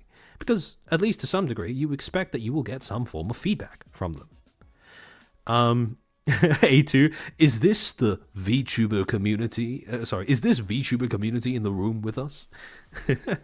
That's a whole separate discussion that I've talked about this before, and I will probably find some occasion to talk about it in the future. But yeah, VTuber community, I don't think it exists. But anyways. So yeah, this default assumption of two-way interactivity is a very, a pretty significant reason as to why people go into these mediums and develop parasocial relationships as a result of using them. Because again, parasocial relationships are built on fundamentally three premises: authenticity, the idea that you are interacting with a real human being; immediacy, the idea that you are interacting the same way you would in real life; and interactivity, the idea that you actually have the ability to commune with them to some degree. And when you combine all three of these things on the same platform in the medium of a live stream, you can see why, again, this is a very common occurrence. And this is why I keep going on and on about how the design of these platforms that we are using to communicate, the mediums we're using to communicate, make parasocial relationships not just difficult to avoid, but impossible to avoid. On the topic of the idea of branding yourself, turning yourself into a brand, Senf introduces the idea of self-branding, right? A term to sum up that idea that I just described, right? Essentially, when creators come onto a platform and when they decide to use it to build up a following by curating the way that they appear as a person, as a persona, there are three main things that the platform allows them to be able to do. The first, curation and projection. Basically, the process of creating your identity. Then it facilitates distribution and co-creation. You distribute that persona, that brand identity to your audience, and then you sit back, observe how your audience reacts, and then you adjust accordingly. Finally, after that is done, after you've built up an audience, you have consolidation, where you basically use whatever tools you have at your disposal to solidify your brand identity and or facilitate a deeper level of connection with your audience. So, on the topic of curation and projection, the way that this occurs, and I'll use myself as an example because pretty convenient. Essentially, what happens is you start off with just a person, right? An ordinary person with the means of production. They have access to a phone, a laptop, a mic, whatever. And then that person will turn themselves into a persona or a product, and in doing so, curate a brand for themselves. Now, this is where the idea of selective disclosure becomes important. Now, in previous streams, people who've tuned in, if you haven't seen it, go watch my previous VOD where I talked about the idea of live streaming, not live streaming, live streaming. So this is where it's really important to understand that when you are operating in an online space, every decision to disclose a part of your personal identity is a deliberate one. Because what it does is when you share some form of information about yourself, you end up adding to whatever existing brand image or persona your audience has of you in their heads. So when you are creating a persona or basically turning yourself into a product, you are making conscious decisions, or conscious in some cases might be a bit debatable, but you are generally speaking making conscious decisions as to what parts of yourself you want to share with your audience, so that those will be the parts that end up defining how they see you. In my particular case, the way that I define myself is the fact that, again, I am an unqualified person who has received training in an academic setting that I now want to pass on to you guys. And I am also someone who has established that I will exhibit spite when it comes to taking apart corporate failures, mess ups, etc., right? All of those things that I've disclosed to you guys, including my resentment towards the institution that gave me my training, that is all selectively disclosed, right? You don't know, that all goes into building up a cohesive brand identity of, constructing the chair persona. And, you don't know how, let's say, for example, something completely unrelated, how do I say this? You don't know, for example, what I sound like if I'm arguing with a close friend. You don't know what I sound like when I am, breaking down in tears, because I've had no reason to share either of those aspects of my identity with you guys. And as a result, right, those don't end up being parts of my brand identity. And this is where where some creators end up kind of, for want of a better phrase, end up forgetting themselves a little bit, because they will go through moments of vulnerability. Knocks in easy Australian, yeah. Although, given the way that a lot of people have described the way that I speak, my accent, a lot of people don't seem to immediately identify that I'm Australian if it weren't for the fact that I would tell you guys. But anyways, yeah, you sometimes get instances of creators who are who forget that, they are broadcasting everything online and to be preserved by the internet. And they will have moments of emotion or moments of, or outbursts, I should say, that do not align with whatever brand identity that they are trying to curate for themselves. And when that happens, it ends up weakening the overall image, and it ends up essentially breaking the audience's immersion. And this is why, again, part of the reason why I'm giving this information is because it is in every creator's best interest to be as aware of what they are constructing when it comes to their own personal brand, their own personal image, their own persona, as possible. So, yeah. Now, as to the reasons why you would want to turn yourself into a brand, because, again, admittedly, that is to some degree making the choice to dehumanize yourself, at least a little bit. The advantages of having a brand are, well, three main things. One, it creates desirable mental associations in your audience, right? Where, again, if you establish that you, as a wet upholstery sounds ASMR. Yeah. So you have the idea that you want to be able to make sure that when your audience thinks of you, they will think about positive things that you want to be a part of your reputation, your appearance, your brand identity. And having a brand helps to solidify that sort of Pavlovian response. The next part is that it lends color and personality to the design, right? It stops you from being uninteresting. And this is also, coincidentally, when you have, creators are their personal brands, and they are extraordinarily powerful brands for all the reasons we've talked about before in terms of like, the semiotic power of celebrities. However, creators, micro celebrities, celebrities, their personal brands are the things that, corporations, advertisers wish they were. And that's why, when it comes to like, I know in Vtubing we've had this as well. You get companies like GX Crunchyroll, etc., coming out with creators that are supposed to act as personifications of their brand. Because again, GX as much as their intern is capable of going off on social media, at the end of the day, they are still just a brand.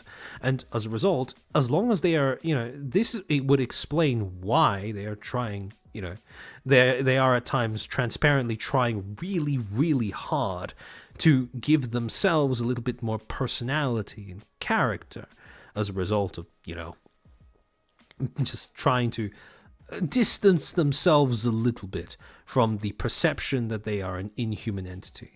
Because brands are fundamentally designed to sell you things. And when that brand is a person, its effectiveness at persuading you to buy something, to spend your time or money on something, is drastically amplified. Evo V1, thank you for the 5. Just woke up to my favorite yapper and Brazilians being yeeted from X.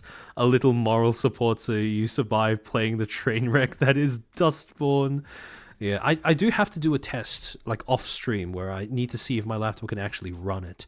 Because it has been, there have been worryingly common occasions over the past week or so where it's turned itself into a jet engine. So I might need to open it up and check to see if everything's okay in there. But if I do end up going ahead with the if Dustborn doesn't kill my laptop, I will come out with a community post to announce it. But anyways, final part of a brand image, right?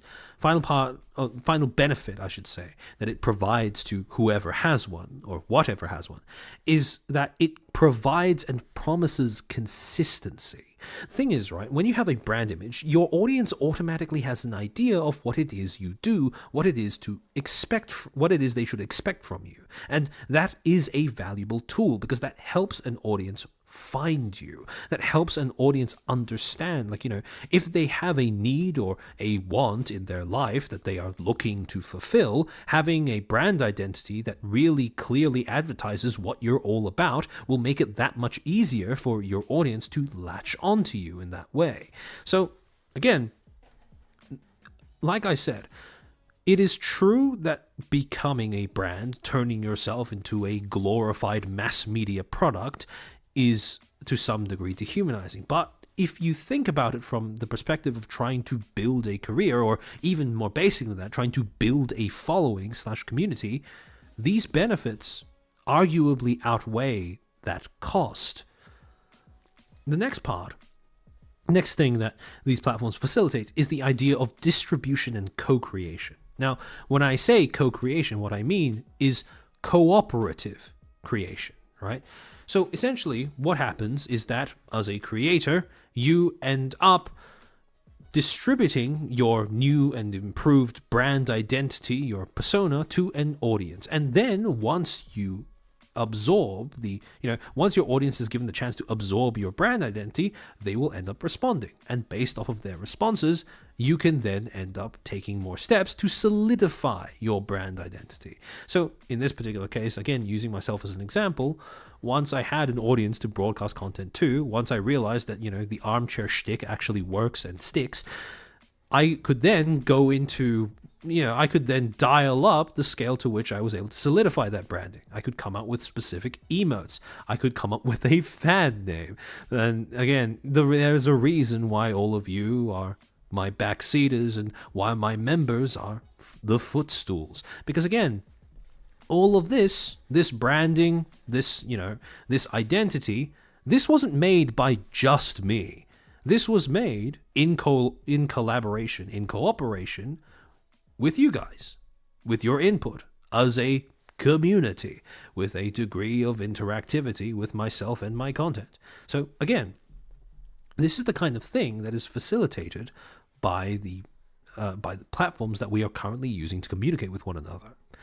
The final thing, consolidation. Now, what I mean by consolidation is what happens when a creator takes their main platform and then ends up integrating a whole bunch of other different platforms into the way that they communicate with their audience. Now, here's the important thing about developing parasocial relationships. The fundamental process that someone goes through before forming a parasocial attachment is that they will first create an impression of who they think a person is in their mind. Then, throughout repeated exposures, they will become more and more convinced in the impression that they built up in their mind to the point where it becomes tangible enough, precise enough, that they feel safe in becoming emotionally invested in it as well. And that idea of repeat exposure, that is exactly what a multi-platform use of consolidation facilitates. Because think about it, right? Let's say you have a creator that makes YouTube content, whether it be YouTube streams or actually not even just YouTube streams, just edited YouTube videos, right? Then let's say that in addition to their main content, they also have a bunch of other platforms that they post content on. But every single platform has a slightly different form of content, right? On Twitch, you have unedited, raw, streams, right? Where they basically just yap, unfiltered. Then Patreon, where they post all of the stuff that they intend only to be seen by their most dedicated of fans. Then Discord, where they interact with fans in a way that is, again, very endemic, very specific to a setting where you are interacting with a community that you have built up yourself. And then finally, you have Twitter, where you are able to post short, banal thoughts, ideas, observations, whatever, right? Things that are in no way, shape, or form related to your content, but might be an expression of who you are as a person.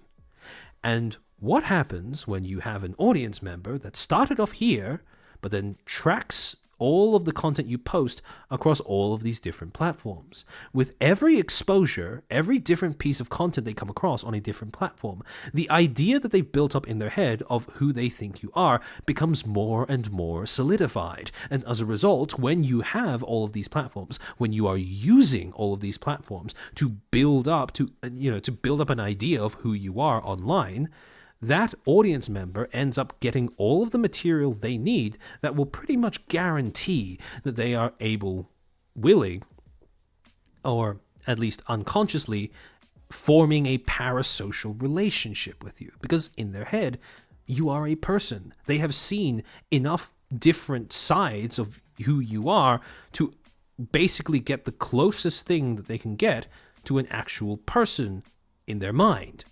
So, again, this is another reason why it is simply inevitable that people will end up becoming parasocially attached to the creators they enjoy, especially when those creators operate on multiple different platforms that have multiple different different forms of content that have sometimes even slightly different, only slight variations between them. Because regardless of how large or small the variation is, it's still a different aspect to someone's character, to someone's creator identity, persona, that ends up creating a more fully fleshed out image of them.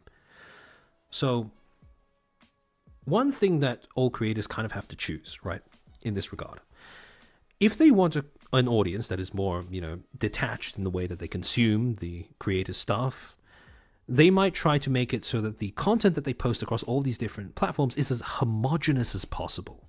Where, again, the content that you see on I almost called it X by accident. The content that you see on Twitter, the content that you see on Discord, Patreon, Twitch, all of it is pretty much in line with what you already get on YouTube. Just more of the same. Right?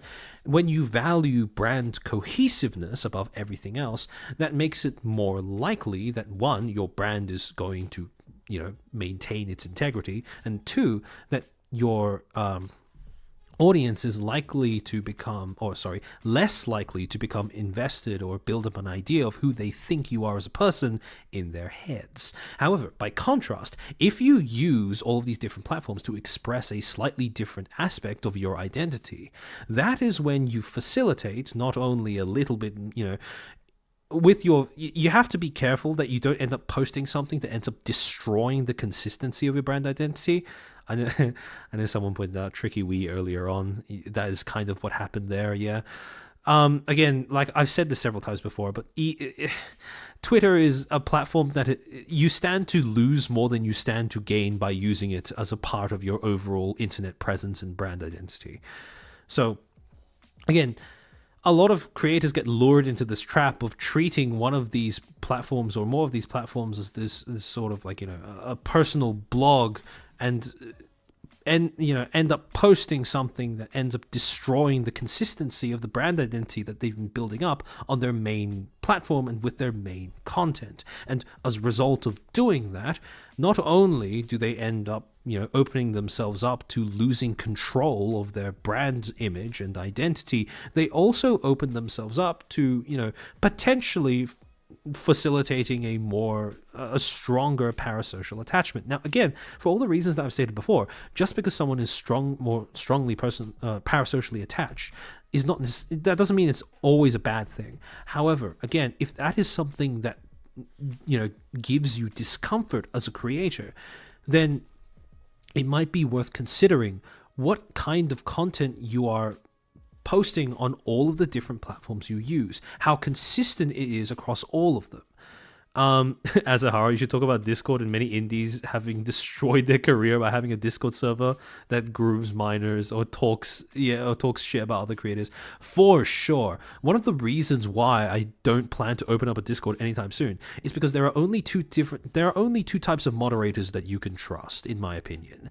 Moderators that you have contact with, you can access in real life, or moderators that you are paying. And unfortunately, as is the case with a lot of smaller creators, myself included, I just simply don't have the resources to pay someone to moderate. And again, I don't have any real life friends that have the time to just sit on Discord and make sure no one is acting like a clown. So again, it's a burden that I don't want to open myself up to. And again, if you are a small creator, what Azahara said about the fact that Discord is a very difficult platform to control if you don't moderate it properly, that is very much like a concern that you should have, because ideally you would be able to moderate any platform that contributes in any way to your overall brand identity as a creator. Because again, all it takes is losing control of one to essentially infect all of the others. As a horror, I'm never planning on opening a Discord server. Honestly, probably a healthy choice. Because when I think about it, right, like, I get that some of you guys might want a Discord server, but I don't think that it adds too much value to your consumption of my content or my delivery of my content. Because it is, you have spaces where you can, talk to one another, essentially. In the future, I might open up just a live stream that's scheduled for next year or something, so you guys can use that as the chat room. But aside from that, also because YouTube has automated moderation, which makes it a lot easier to use than just Discord. But aside from that, you guys can talk to each other in the comments of my community posts and my videos, etc., etc. And if you have Twitter, you can reply to my posts, etc., etc. as well. So again, I feel like that's pretty much enough. So Koi, I would honestly do it for free, but oftentimes it requires modding experience, which just turns into you need to work XP to get a job. Yeah, basically. Someone's moderation experience, just don't. Bad actors have better tools than you'll ever have. Yeah, that's what I think as well. And it's kind of you guys are pretty cool in that we can just hop on stream, talk, and that's pretty much fine. So Discord is, when it comes to the platforms that are more of a liability than they are a benefit, Discord and Twitter are both up there. Twitter wins out by like a sliver, but both of them are equally difficult to control if you are just a small creator and you are only just starting out. So again, like I said, best to have moderators that you can trust, regardless of how that trust is enforced. But yeah, best to have the moderators that you can trust concentrate their attentions on your streams, your actual content, rather than like a derivative platform that doesn't really contribute to the creation of your content or you facilitate your streams. So yeah. Kieran, Twitter can be used if you only use to advertise your stream times and schedule. Yeah, so that's pretty much how I use it as well, right? So I don't really post anything that's too. Again, I don't post any. I try not to post anything too personal on my Twitter. That's not to say that I don't have temptation to do that. My drafts are growing by the day, but again, I feel like very few people on that app actually like actively use their drafts as a way of, I suppose, enforcing a cooldown period between when they get an idea and when they publicize that idea. So yeah, do not use your brand account to post political takes. Make a separate one that has no affiliation. Again, if politics is somehow related to your content, that's perfectly fine. But yeah, I agree with you otherwise, because again, that is a very effective way to fast track, again, eroding your brand identity. So yeah. Anyways, moving on. When you put all of these things together, right? When you create this environment where it's very possible for someone to gain access to information, little snippets of who of yourself that you put out on the internet, you can essentially create a phenomenon that Semth has termed strange familiarity, where essentially your audience feels like they know you because you've shared personal, sometimes even private information about yourself online, but they've never actually met you. And again, this is a thing that I see quite commonly where, I have friends who are also creators who will tell me that in occasions where they run into people in real life, right? And this applies more to like people who show their face on stream or in their content. When they run into people who recognize them in real life, they will have this sort of uncomfortable interaction where their audience feels like they know them, but they don't know how to interact with them. So again, that is a result of this sort of the extrapolations that we are capable of making in our heads about the creators we enjoy when they've shared a certain amount, a certain set of personal information with us. Because again, sure, that personal information might not add up to a complete human being, or it might not even add up to an accurate image of who they are as a human being, but it adds up to something close enough for us to become emotionally invested in and for us to take as canon in our own heads. So again, if I were to advise people on how to clamp down on this concept, the occurrence of this strange familiarity, I would probably advocate for just being a little bit more explicit when necessary, firm, gentle but firm, in terms of just advising your audience on like your boundaries, what to do, what not to do when interacting with you in real life, but also paying closer mind to what aspects of yourself you are sharing with your audience. Because something fairly innocuous, like, for example, telling your audience what you like to have for breakfast, that is something that seems to be like pretty banal, pretty unrelated, pretty insignificant. But a small piece of information like that, not in spite of the fact that it's unrelated to your content, but because it is unrelated to your content, ends up creating a stronger, more fleshed out image of you as a person and not necessarily you as a persona or a character. So again, it's really important to understand that when you share bits of information about yourself, it doesn't really matter what that information is. Even small and insignificant things can have a pretty massive effect on boosting the chances of an audience member developing strange familiarity. Carlos Nolasco, yeah, literally just headcanons. That's exactly what this is, right? Someone creating a headcanon about who you are as a person or what you do as a person. So, anyways. So that's the celebrity side of things.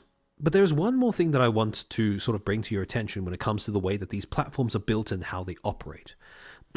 Sorry, give me a second to just take another sip of water. I can feel myself snotting up. Sorry, give me a second.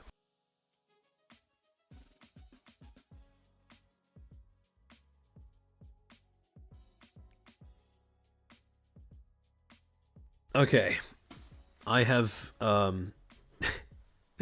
don't know if you guys are aware of this, but there's a Korean myth where the explanation for why people's noses run is because there is supposedly a two-prong, an old, a prince, a ghostly prince who has a two-pronged penis that relieves himself in the nostrils of people. And apparently that is Korean folklore for why noses run. But anyways, hopefully that little bit of information enhances your day. But anyways, at the same time as these platforms are introducing new dynamics to the way that people interact, like strange familiarity, it is also removing something that is, a normal average part of everyday social interaction. And in line with that topic, I want to bring up the concept of serendipity. Now, for those who haven't heard that word before, who aren't familiar with that word, serendipity basically just means a happy accident, something beneficial, something good that happens purely by chance. And the thing that I want to sort of bring to your attention is the concept of serendipity in social interactions, real life social interactions. Let's say, for example, that you are a fairly social person, that you go out, touch grass, kind of frequently. Let's say over the course of an entire year, right? You brush shoulders, you interact at least to some degree with 100 different people, right? Separated into groups of 10.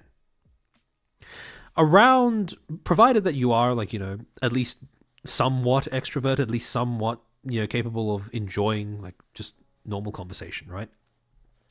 Roughly half of those interactions will be interactions that are tolerable, but probably forgettable, right? Where you talk to them, it's not offensive, you don't feel horrible, you don't want to commit die afterwards. It's just whatever, right?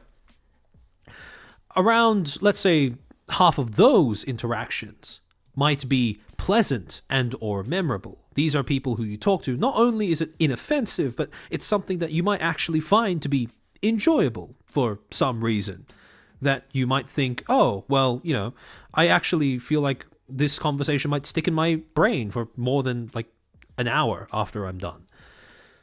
And then, in really rare instances, maybe 1 out of every 20 interactions you have with new people, you might come across someone who genuinely seems like someone you'd want to be friends with, right? Someone who has a conversation with you, who's capable of engaging with you in an intellectual, emotional way that makes you feel like, damn, this person's got riz.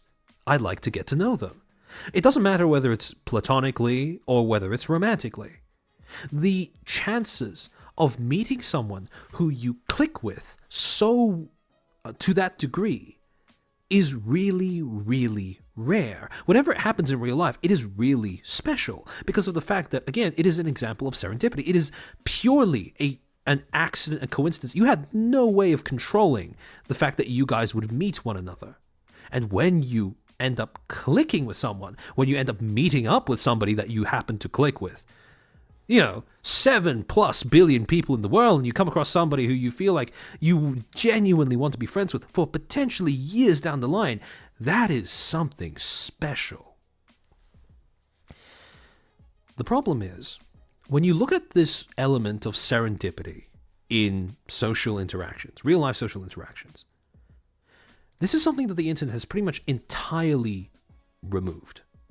And to explain why, right? Let's go through the exact process through which, someone who you click with ends up, actually clicking with you, right? Generally, when you try and interact with someone, especially someone who you've never met before, right? All of us have some sort of filter, right?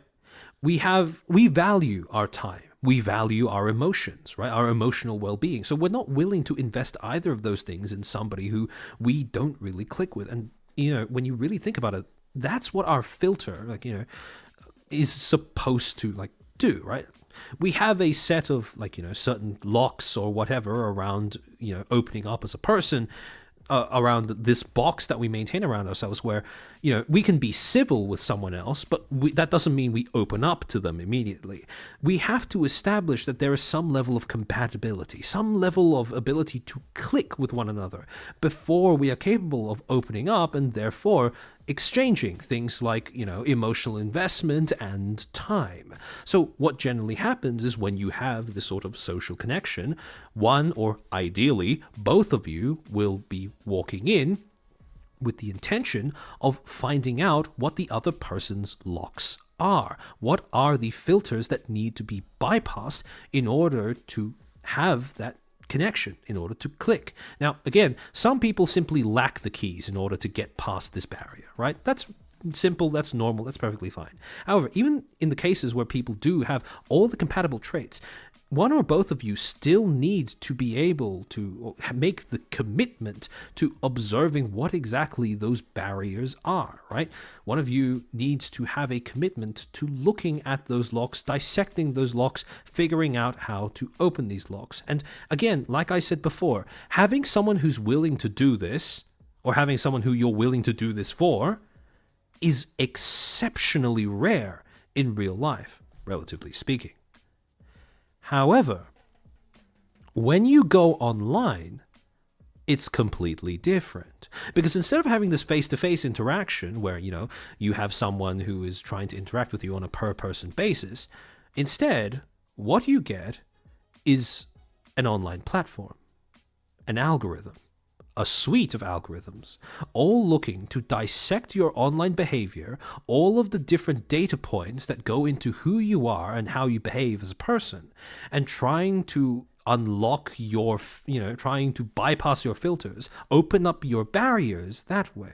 They will look at things like your cookies, your engagement, your viewing habits, your past purchases, and when they have absorbed all of this information, these platforms will then algorithmically seek out people who in theory might be at least partially compatible with opening up those locks and essentially feed them all to you all at once.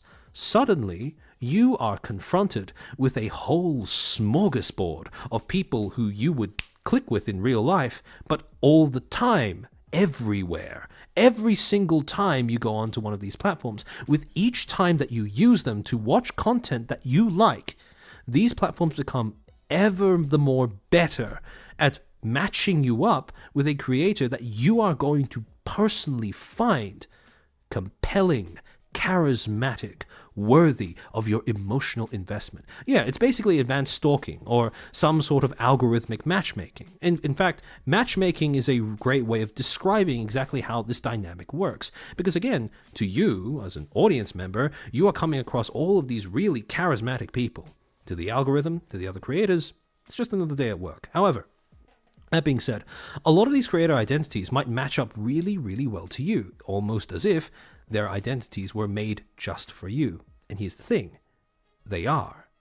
The only stipulation is that you weren't the person they had in mind when they created that identity. They were creating that identity for a hypothetical audience that you happen to fit the mold of. So what you essentially get is a level of emotional connection, attachment between these two that doesn't require any sort of face-to-face interaction between either creator or audience. Everything is moderated. Everything is mediated by the platform that you are watching or making content on.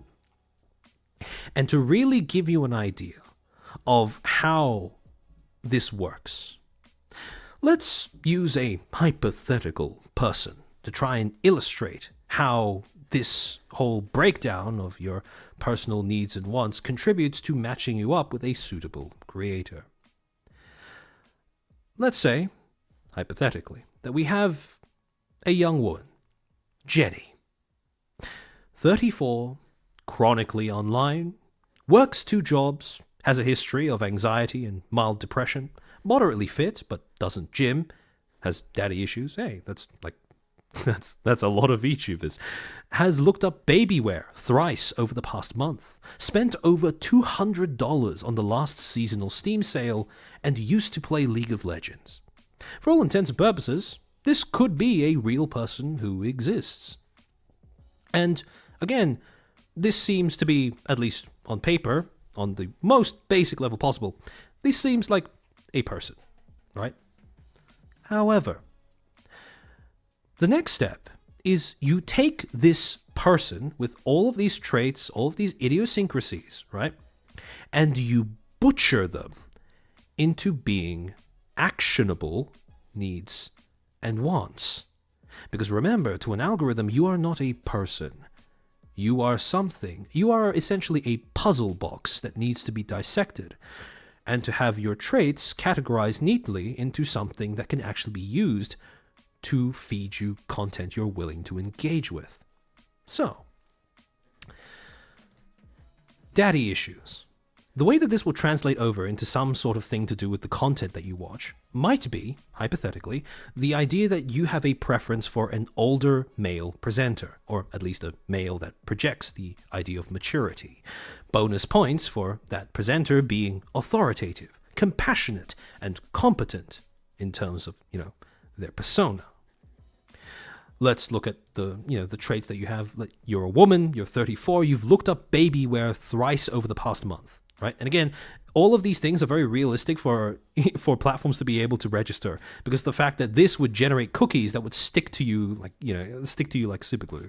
So again, from all of these traits, it can be extrapolated that this is a person who is partial to family-friendly and or family-oriented content. Bonus points for having the presence of young children, toddlers, or babies involved in some point of the content or video. Let's move on to the fact that she is chronically online, works 2 jobs, and has a history of anxiety and mild depression. From that, we can extrapolate that Jenny is probably looking for comfort, relaxation, and or habitual distraction. These are the needs that she probably wants fulfilled. Potentially, as a result of, this being the presumed intention with which she goes into, consuming content, she might be interested in, streams or VODs, but maybe longer clips instead, because again, she is working 2 jobs. Maybe she doesn't have time to watch streams or watch VODs. Maybe we do feed her content that is long enough to be relaxing, in the sense that it's not going to autoplay another video immediately, but just long enough, maybe between 10-30 minutes long, so that it's long enough to provide some sort of extended period of comfort relaxation. Probably also content that primarily revolves around speaking or some sort of audio-based stuff, because again, she works 2 jobs. She probably doesn't have time to watch the screen or look at the screen while she's working, but she can listen. So again, you can, when it comes to understanding how essentially an algorithm can determine whether a content counts as relaxing, it can be something as simple as cataloging, for example, that the entire runtime of a video stays within a certain range of decibels in terms of volume, right? Because we know that YouTube has the tools to pick up on the audio that you put in your videos. We know that people have been banned for that in the past. So again, they do have the technology. This is something I can easily see them doing as part of their algorithm. So, with the other traits, she's moderately fit, but she doesn't gym. Spent over $200 on the last seasonal Steam sale, and used to play League of Legends. From all of these traits, we can surmise that Jenny is probably interested in gaming or gaming-adjacent content and or creators, with a preference for non-outdoors content. Again, she is moderately fit, but she's not interested in gymming, so she's probably not going to be interested in fitness content. but instead probably more like, something indoors oriented, right? So when you put all of these things together, right? Preference for older male presenters, partial to family-friendly or family-oriented content, looking for comfort, relaxation, and or habitual distraction, interested in gaming or gaming-adjacent content and or creators. You then get a list of tags that might correspond with content that Jenny would potentially be interested in. Family-friendly, clips, comfy, gaming, male, 30 plus. All of these things put together, what do you know? There is a creator that fits that bill exactly. Northern Lion. If you are fans of any VTubers that are like over 30 years old and female, Northern Lion and Luna, his daughter, they are basically the hydrogen bomb of activating baby fever in women over 30 from everything that I've seen. So I think a lot of people have described Northern Lion as being, the comfort VTuber of VTubers over 30. So, yeah. But when you really think about it, right? This would probably be Jenny's ideal creator, right? Someone who fulfills all of those potential needs and wants that we managed to extrapolate from a bunch of, again, quite personal traits, but essentially condensed down into these sort of data points and preferences that we can now use to recommend content and similar content to this. So let's say we take these tags, right? These traits that accompany the content and the presenter of that content. So what do? We start recommending content that falls into a similar or at least roughly adjacent category. So if this is the kind of stuff that Jenny would theoretically enjoy, this is, in theory, what the rest of Jenny's recommendation feed might look like. You have more Northern Lion content. So one thing you'll notice is with YouTube, the moment you click subscribe on a channel and you watch a video from that channel for the first time, the moment you go back to the homepage, there will immediately be another video from that channel that is recommended to you. So, next thing, Pirate Software. Again, not a dad, but close enough.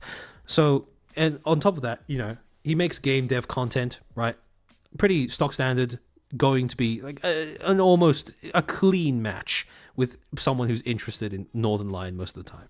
Then, you have the Vati video special, Prepare to Cry, right? Something that is long form. Vati has a really soothing voice, and a lot of the stuff is something you would listen to, if not watch, because you want something to sort of just put you at peace for a little bit. Same thing with Moist Critical, where, you might listen to him because a lot of people find his voice to be boring, but in the same vein, a lot of people might find it to be relaxing, comforting, and also the fact that, again, his content is, generally speaking, pretty low production value, not quite edited as much, and as a result, it comes across pretty comforting, pretty comfy, relaxing, low stakes, etc. Now, it's Sumanite, you said Maxor. I don't think Maxor would fit the bill here, because remember, Jenny is looking for relaxation, not epilepsy. Then you have a video by Big Boss. Again, someone whose videos might be slightly more edited. Now, this is a path where I can see Maxor becoming part of the recommended, is because Big Boss's videos, if those prove to be something that, the user is interested in, his videos are very highly edited, but at the same time, he also exhibits a lot of the similar traits to the other creators. Like, he sounds older, he has a deep voice, he articulates things really clearly, and he just sounds soothing to listen to, right?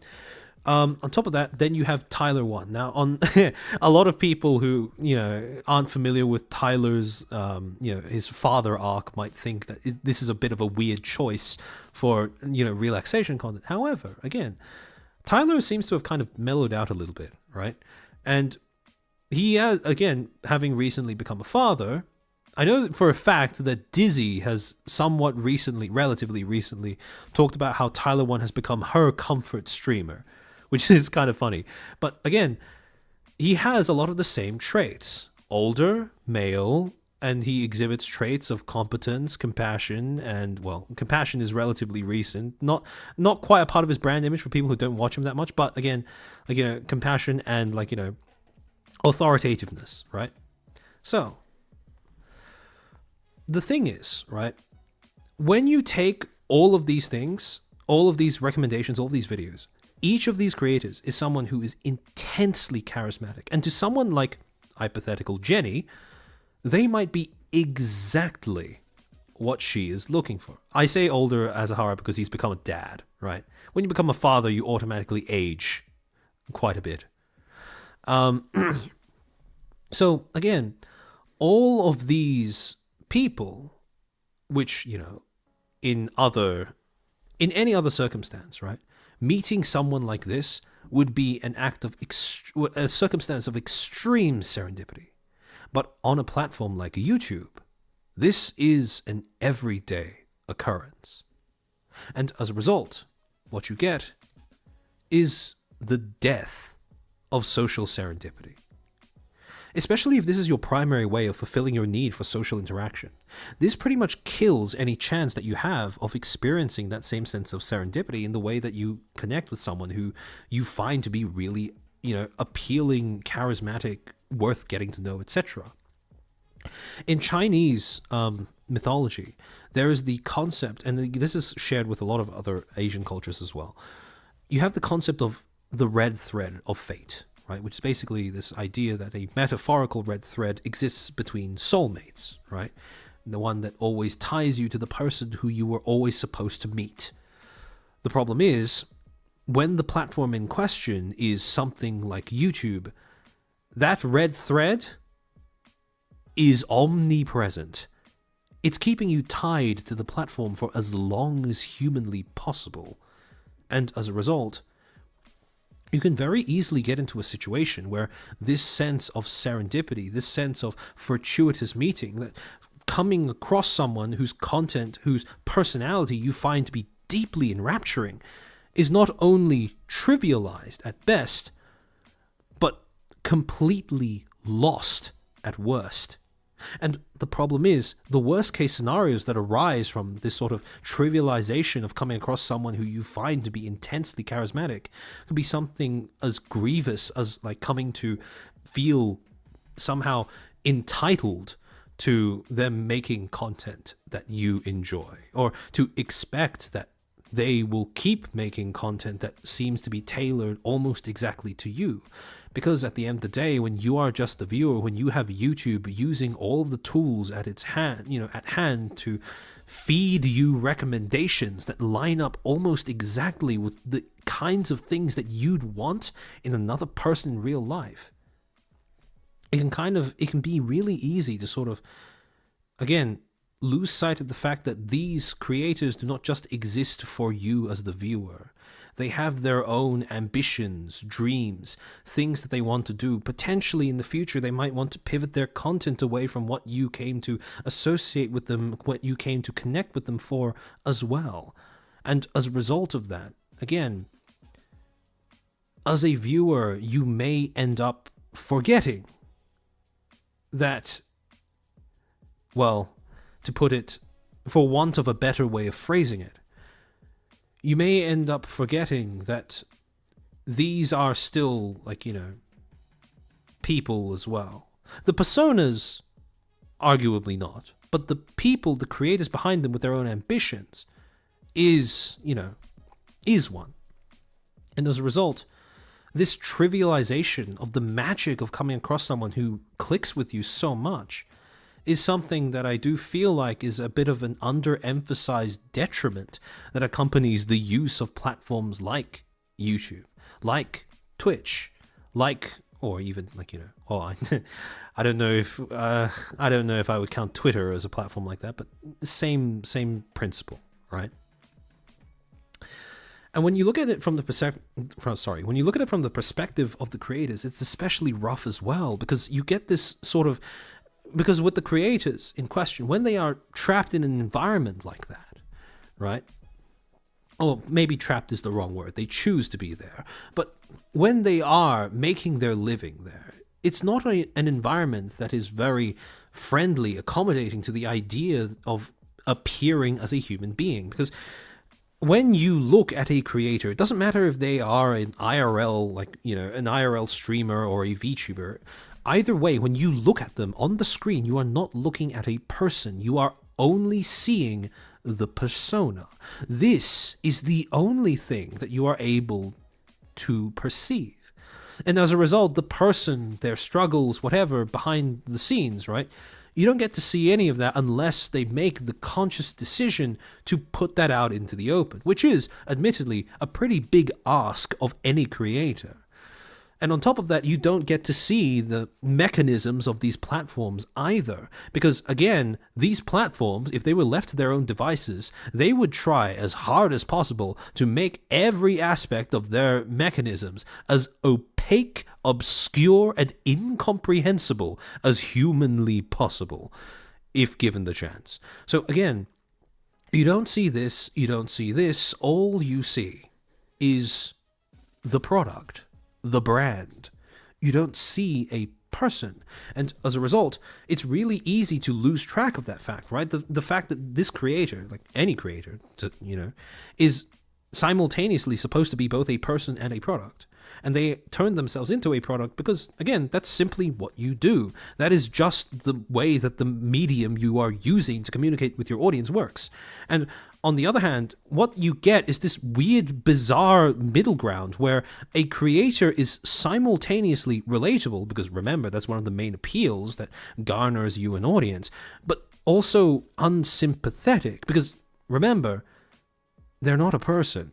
They are only a person when they are offline. So, as a result, both audiences and creators are left in this weird kind of limbo where it's really difficult to moderate, to mediate, both to juggle the degree to which they are attached with their need to remind themselves that not only is the person that they feel attached to not real, but there is a real person that might also require some degree of understanding and compassion. So, again, both parties, pretty much all of the parties except for the platform, are left in a bit of an awkward spot. Because by virtue of the platform they are using, the medium they are using, neither of them had any choice, really, in whether they entered into a parasocial relationship. From the moment that viewer logged onto the platform, from the moment that creator hit upload or go live, it was inevitable. Everything was already set in stone. You don't really have a choice. And so the question then becomes, where do we go from here? If we go in with the assumption, okay, parasocial relationships, unavoidable, right? Not necessarily unhealthy, but definitely unavoidable. How do you moderate that? How do you reconcile yourself with acknowledging that the person you see is not a real person, but the person behind it is, right, and is deserving of compassion? And this part is going to be it might be a little less coherent, might be a little ranty, but one thing that I want to sort of bring up is a distinction between two qualities, one of which I think is grossly underemphasized in the way that people interact with one another online, right? And that is the distinction between sympathy and empathy. Now, when I hear people talking about, using these terms in conversation, what I often hear is that people will use these two interchangeably. However, I want to push back against that because these are distinct words with two distinct meanings. Both of them revolve around some feeling of mutual understanding, consideration, and compassion, but the place where those, that understanding, consideration, and compassion come from are different depending on which one of the two you refer to. In the case of sympathy can be defined as a feeling of mutual understanding founded on shared experience. You have, your ability to project consideration, compassion, understanding onto someone else, right? It comes from the fact that you have experienced something that is similar, if not the exact same, as what they are currently going through. However, with empathy, there is a slight difference. It is still a feeling of mutual understanding, but instead of being founded on shared experience, empathy is what happens when you extend mutual understanding in spite of your differences. You have no clue what they are going through. You have no idea what they are feeling, but you are making an effort to put yourself in their shoes regardless, and extend a feeling of understanding, consideration, and compassion, in spite of the fact that you don't have a reference point upon which to say that, yes, you share a same frame of reference, a same experience. And the reason why I make this distinction is because online, at least anecdotally, I see this so much more often than I see this. I see people being fairly competent when it comes to expressing sympathy towards another person online, especially when, they've expressed that they've gone through similar things offline and online or whatever. But I don't really see empathy being that big, because it's all about, people tend to emphasize differences and tribalize themselves. Again, I've had streams in the past where I've talked about why tribalism is so rampant on the internet. But people tend to do that so often to the point where empathy becomes this sort of thing that's always talked about but never actually implemented. And that's the kind of thing that I want to push back against. Again, just to elaborate on the differences between the two, right? Sympathy. One of the defining, conditions to have a sense of sympathy is to, it requires a shared experience to provide a foundation for connection. By contrast with empathy, empathy requires first an acknowledgement of difference and or disconnect. You can't empathize with someone unless you first acknowledge that there is a gap that you are going to have to use imagination to try and overcome. You have to be able to acknowledge that there is a difference or disconnect between you and the person you are trying to empathize with. Otherwise, it's not real empathy. It's an attempt to force something that is a parody of sympathy onto the person in question.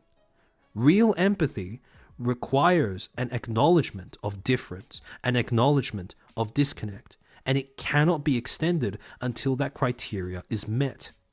Another point with sympathy is that the effectiveness of sympathy increases with the similarity, the level of alignment between the subjects in question.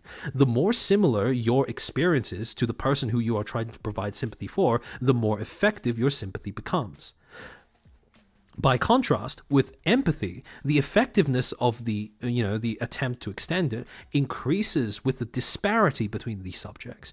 The more different you and your situation is from the person you are trying to empathize with, the more your empathy tends to mean, because it shows that you are making an increased effort in trying to meet them where they're at. And again, a lot of people in chat are saying that empathy is more harmful than good and empathy is hard and difficult. And again, I agree completely, right? Like I've said many times before, apathy is a natural defense mechanism to the fact that the internet is built to farm your capacity to feel emotions, right? Regardless of what platform, what you're doing, what you're watching, that is the fundamental, one of the fundamental, traits that are built into all social platforms. So again, no problem absolutely at all if you prefer apathy. But again, I'm making this distinction because again, this ties into why it's so difficult to approach creators that you may be parasocially attached to, and why it's so difficult to acknowledge humanity for the creator behind the persona, despite only being able to see the persona that isn't a human being, right? And again, that'll become clearer in a second. So the final difference between the two is that sympathy affirms the subject by assuaging feelings of isolation. Again, because of the fact that both of you have a shared experience, your very existence affirms to the person you are trying to comfort that they can get through it too. That is where the strength of sympathy, the main source of sympathy's strength, comes from, right? If you are extending sympathy, if you have genuinely gone through something that is similar, if not the same, as the struggle that the person you're trying to comfort has gone through or is going through, right? You just being there will be enough of a reminder to back up your assertions that, look, they can get through it too. By contrast with empathy, It affirms something different. It affirms the subject by assuaging feelings of alienation. Now, again, alienation and isolation are two other words that I see being used interchangeably, whereas in fact they mean quite different things. Isolation means being alone. Alienation means being different. And the thing is, with empathy, it assuages feelings of alienation because fundamentally, when you try to empathize with someone, you are not trying to, you're not trying to convince them that you are the same. You are trying to convince them that it doesn't matter that you're different, that even if there is an inexorable gap between the two of you, between your experiences that you cannot overcome, it doesn't stop you from being able to extend some sort of understanding, consideration, or compassion to them regardless. And that is the main source of the strength of empathy when you try to use it to connect with another person, right? It's all about not just acknowledging difference, but proving that it doesn't really matter at the end of the day in the face of just being, sharing humanity, right? So the reason why I bring up these two things, and I've harped on about sympathy versus empathy for so long, is because one of the fundamental things that I see on the internet is that people seem to be incapable of differentiating between treating something as a human being and treating something with human decency. And what's more, people very often only seem to be capable of doing the first one and not the second one. So this is why I bring this up in reference to parasocial relationships. Because again, remember that with a parasocial relationship, remember that when you're engaging as an audience member with any creator, you are fundamentally engaging with a brand, a persona, something that is not a complete human being, because the medium you're using to engage with them does not allow you to be a human being on it. It does not allow you to convey the fact that, the entirety of your experience, the entirety of your personality, who you are, what you love, etc., etc.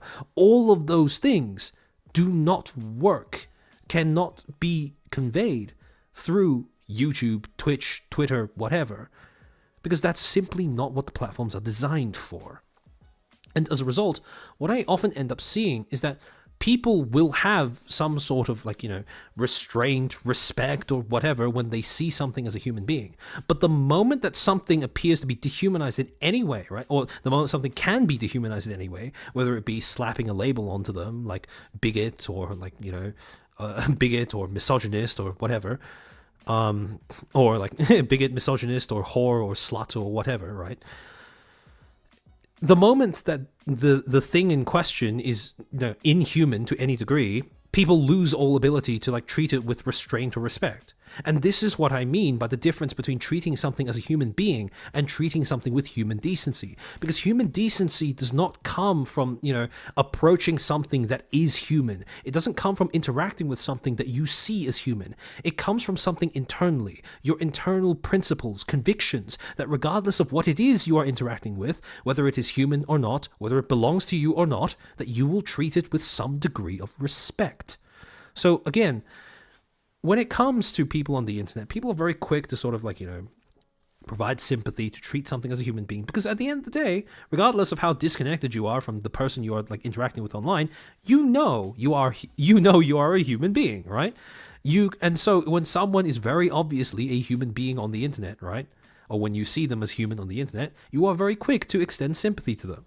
However, it's very difficult with empathy, because when something is again, when something isn't very tangibly human, when something is just a persona or a character, people tend to forget that just because a sock puppet is putting on a show in front of you, that doesn't mean you have the right to beat it up, because in doing so, you'll break the bones of the hand underneath, right? The hand that is attached to a performer, a real-life person that is trying their best to entertain you. So again, this is the kind of thing that I really, it's a bit of a recurring gripe, right? When it comes to finding that middle ground between parasocial attachment and the need to acknowledge that what you are attached to might not be completely human, and still retaining the ability to have some sort of consideration, compassion, understanding for the creator behind that inhuman thing that you are attached to, this is the key to establishing that balance of civility, in my opinion. Reconnecting with what it means to treat something with human decency instead of always only being able to, treat something as a human being. Because I feel like this is a bit of a lost art, right? Like, again, I'll use my own example because I see Kiernoth in chat, referencing it. But, you don't need to treat a chair as a human being. But that doesn't mean you can't treat it with human decency. Just because something is an object doesn't mean you can't take care of it as well. And in fact, if you want to keep using an object, it is in your best interest to care for it, at least to some degree. Because then you have more uses out of it. And when you apply that logic to creators, it's basically one-to-one applicable 100% of the time. Because again, if you want a creator to keep making content, right? You have to kind of acknowledge that at the end of the day, they are a finite tool. They are drawing on a finite resource to provide entertainment that you desire. And again, when I say all this stuff, when I'm ranting about this kind of stuff, I don't mean, I don't want any of you guys in chat or any of you watching the VOD to assume that this is automatically targeted at you. But it is more an expression of general frustration at the lack of, both professional and, I suppose, empathetic conduct on the internet in general. And so, Carlos Nolasco clean chair after use? Oh my.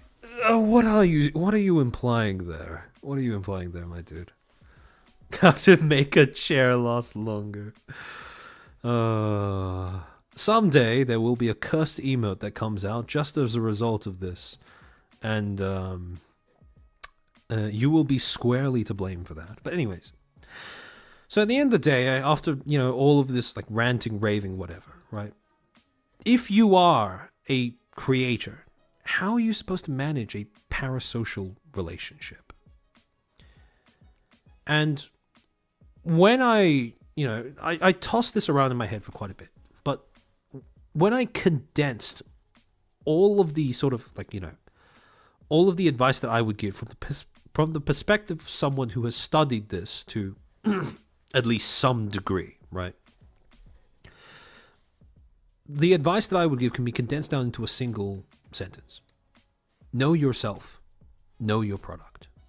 When you are a creator, when you are making stuff online, you are turning yourself, your online identity, into a product, into a brand.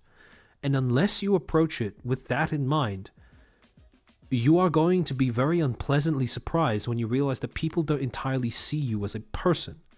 And again, just as how people have been destigmatizing the natural behavior of forming parasocial relationships, I want to destigmatize the idea of audiences not seeing creators as entirely human. Because again, it is not always malicious.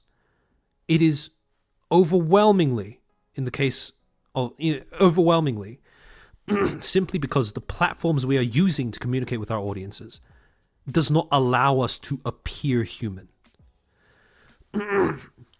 We are not dehumanized because our audience is consistent of horrible people, at least the overwhelming majority of the time.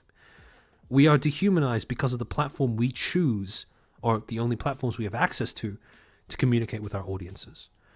And again, a lot of people might instinctively push back against that. What do you mean that, creators aren't human, right? And again, I feel like a lot of that comes from the instinctive knee-jerk response that, okay, if something is not human, that automatically means that it's justified to treat it in a bad way. No, that's not the case. Just because something isn't human doesn't mean you can't treat it with human decency. But again, I understand why it's hard to discuss for that reason. Again, if you are a creator, you need to be able to monitor how your brand identity is being developed, how what you put out, the information you release to your audience ends up contributing to the formation of a persona, a person in their head that may be quite like what that might be exactly what you want to project, that might be quite different to what you want to project. But either way, you need to keep track of all of the things you end up posting across all of your different platforms. You need to go about your product yourself with intention, with intent, with understanding of what you are putting out and how that contributes to an image that you are unconsciously or consciously constructing of yourself. At the end of the day, you are the product that you are selling to your audience. You might say that, okay, I'm not selling myself, I'm just selling my content. It doesn't matter, because your content will always unavoidably contain at least some element of who you are. So again, to get ahead of the curve, you kind of have to just buckle down and take control over the brand that you end up building for yourself. Again, that might sound cynical and horrible, and I understand that. Again, I understand why people would feel maybe disinterested, maybe even a little disgusted with that explanation of how creator identity works on the internet, but that is simply the reality of where we are existing. You can expect human decency from your audience, but I would say, and again, this might be something that a lot of people disagree with, I would say that expecting your audience to treat you as a human when all you project is a persona and a character may be a little unreasonable. You need to know what it is you are selling, especially if what you are selling is a version of yourself. Now, that being said, on the other side of the spectrum, how do you manage a parasocial relationship as a viewer? Because again, like I said, just as creators, in my opinion, need to acknowledge that, what they're giving to their audiences isn't entirely human. That also doesn't mean that anyone has a license to just treat it with disrespect and malice. Treating something with human decency is the best way to guarantee that it will last the long run. And so, when it comes to managing your parasocial relationship with a creator as a viewer, be aware of the fact that what you are being attached to is not a real person. It doesn't invalidate your feelings of attachment, but you need to be aware of what it is you are buying into. And on top of that, ideally, even if you feel attachment to something, you can still view it as essentially a tool that is being used to entertain you. And if you do feel parasocially attached, as a horror, don't engage with the streamer you are parasocial with. Exactly. You need to understand that interaction is the thing that deepens feelings of parasociality. And so if you feel uncomfortable with that sensation, it doesn't mean you are a horrible person. It just means that you need to monitor how you're interacting. You need to make sure to avoid behaviors that might deepen that feeling in and of itself. However, again, I do want to reiterate, just because you are parasocial does not mean you are a freak, does not mean you are a loser. It is a very natural human reaction to a very unnatural, inhuman environment that you are engaging with someone else in. And at the end of the day, the way I want you to think about this, right? The way I want you to think about the way I want you to think about how you interact with a creator's brand, identity, persona, whatever, is I want you to think of it as if creators are self-made products who are only on loan to you. While it's in your hands, you can use it however you wish, regardless of whether that, because again, it's not a real person, right? So it doesn't matter whether you use it for a purpose that is as banal as whacking out a quick one, or as grievous as giving yourself the strength to wake up tomorrow morning. It doesn't matter, because again, since it's not a real person, you're free to use it how you like. But remember that at the end of the day, when you leave that audience for whatever reason, maybe because life just takes you in a different direction, or when that creator decides to retire, or when they graduate, or when they simply log off the internet and never log back on, that part of themselves that they turn into a product to, loan out to their audience, that part is gone. They take it back. And if you really care about a creator, right? If you understand that while the persona may not be human, the creator behind that persona is, you need to acknowledge that they are not going to be around forever. And if you care about that creator, right?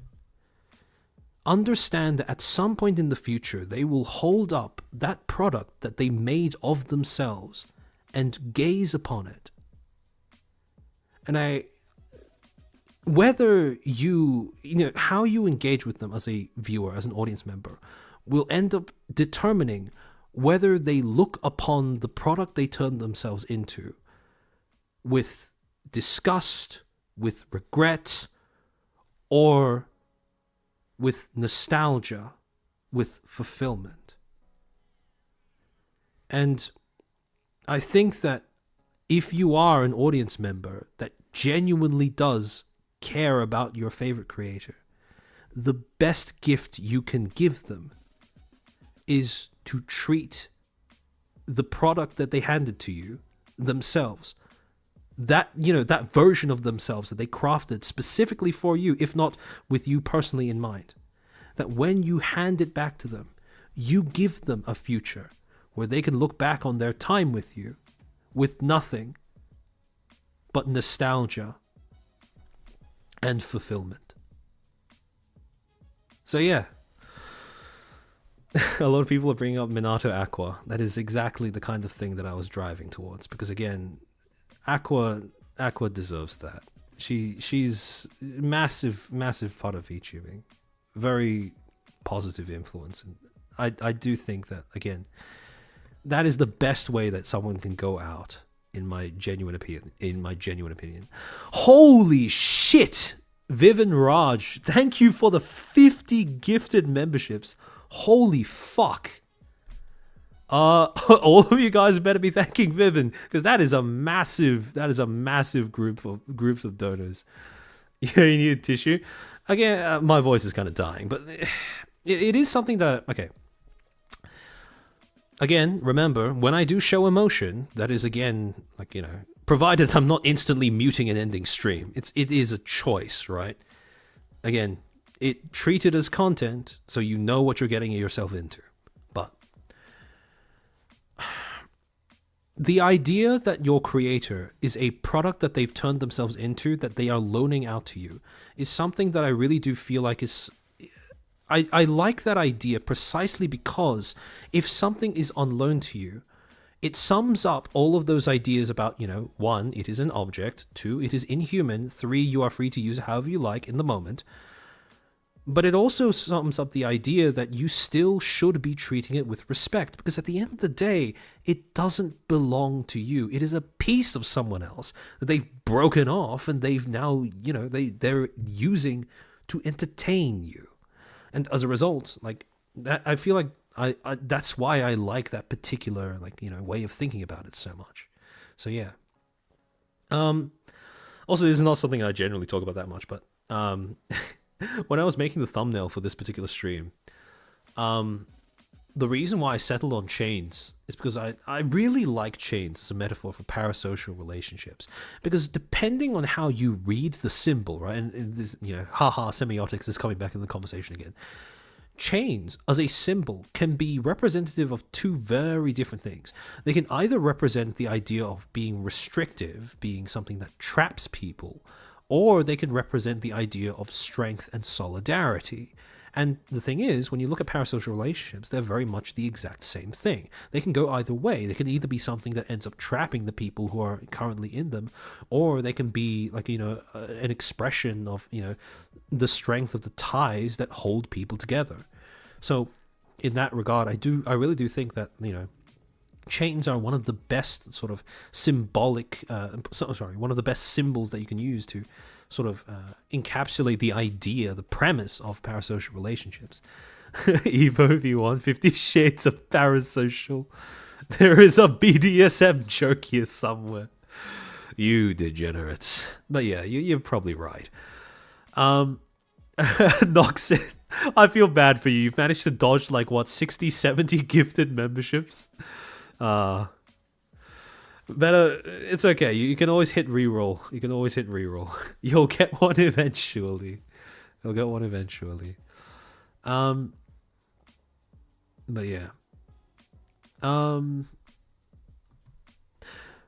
Pomo? Actually, yeah, one thing that did catch my attention. I mean, this is pretty much the end of the planned yapping section. This is just me sort of going off on tangents now. But that thing I said before about how being exposed to different sides of a creator makes you more inclined to be attached to them? The dynamic between Pomu, Made Mint, and Deerscoon is a great example of that. Because a lot of people loved Pomu. A lot of people loved Made Mint. Everyone loved Deerscoon, right? So again, the reason why, and I suspect, is because, again, Deerscoon is just is pretty much just it's the one of us meme, right? Where it was just an account for her to sort of freak out over her favorite idols like Metal Gear Solid, etc., etc. She was basically just really really relatable, and it came across as really authentic because the fact that again, this is pretty much just it came across as authentic because this was the account besides her performer account, right? This wasn't her persona. This was, for all intents and purposes, designed to just look like her, right? Billy, okay, thank you for the gifted membership. Oh, Nakari stood up bravely to tank that flying membership in place of Noxin. But yeah, Deer is idol spurging and it's great. I agree, 100%. But yeah, Mint and Mintara talked about it on the podcast. Yeah, Miss Lamau. I think she did a good job on her and cultivating a positive fandom as well. Oh, absolutely. Again, the fandom that Mint has managed to cultivate for herself, as you say, is it's every so often you come across a fan base that just seems to be such a great home for the creator that they are attached to. And it's always good to see because a creator's greatest work is, and again, this is going to be contrary to I don't want to I don't want to say that this is a fact or anything. This is just my personal opinion. A creator's greatest work is not a single video or a single stream or a piece of media that they've put out, but the audience that they've managed to cultivate. Because that is essentially, cultivating your audience is a constant Michelangelian task, right?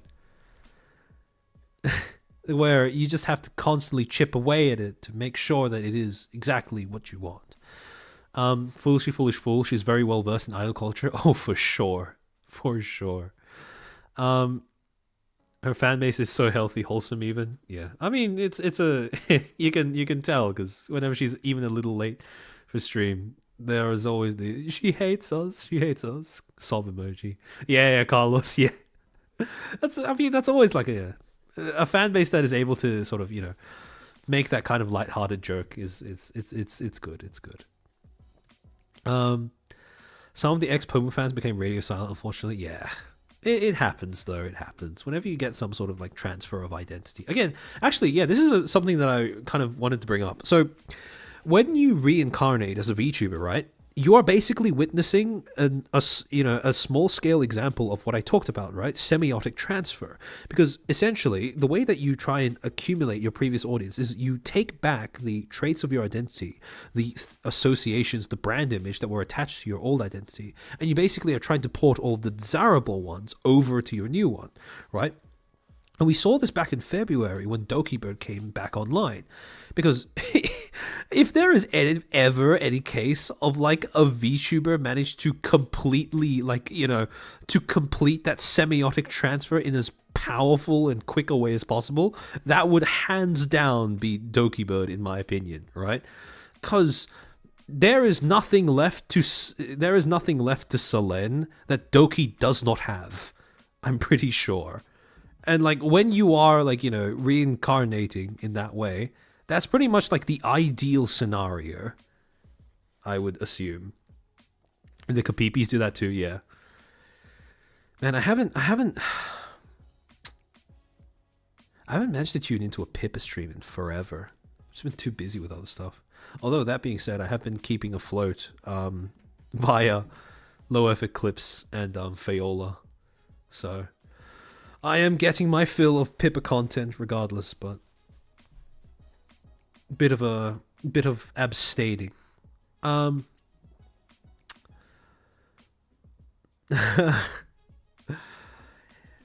lot of people, yeah. Okay, so people are bringing up, do you think Hex regrets the community he built with his persona? Hex was a perfect storm of an awful combination of coincidences, because his persona, like, you couldn't get a more, like, you know, okay, here's the thing. It is perfectly fine to lean into like the parasocial attachment aspect, or, you know, the capacity of your content to foster parasocial relationships, right? It's perfectly fine if you want to lean into that. However, you have to choose between leaning into the parasocial and having a practice of establishing clear boundaries, right? You cannot, like, you know, you can only do one or the, you can only, like, you know, okay, sorry, how do I say this? Actually, no, sorry, scrap that. I misspoke. You can only choose one between leaning into parasocial content and choosing to be indirect with how you set boundaries. If you do both of those things, you are essentially asking for your audience to fester, essentially. And you could kind of see that towards the end, especially. And to be fair to Hex, right? Because I don't want to just mindlessly, like, you know, dunk on him.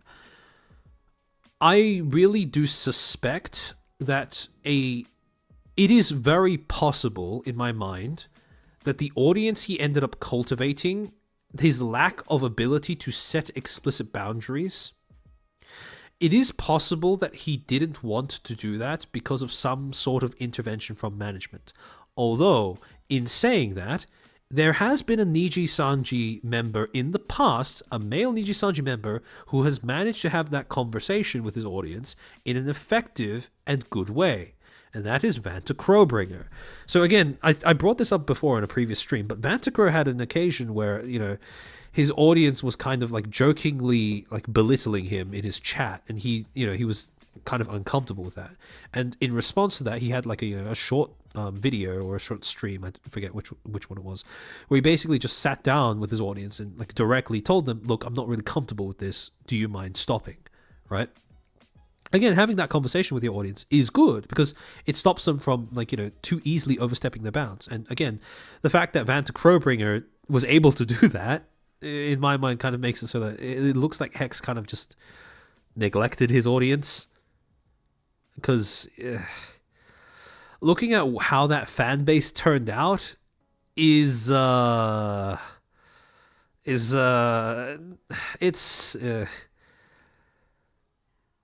pretty it's textbook worthy is what I would say. It was a short stream, yeah, okay. So yeah, that makes sense.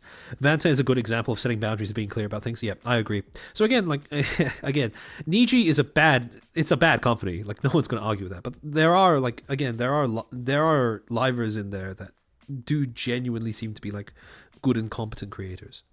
So Vanta does, yeah. I mean, like, that one instance is definitely something that, like, you know, I as a spectator, I respect seeing.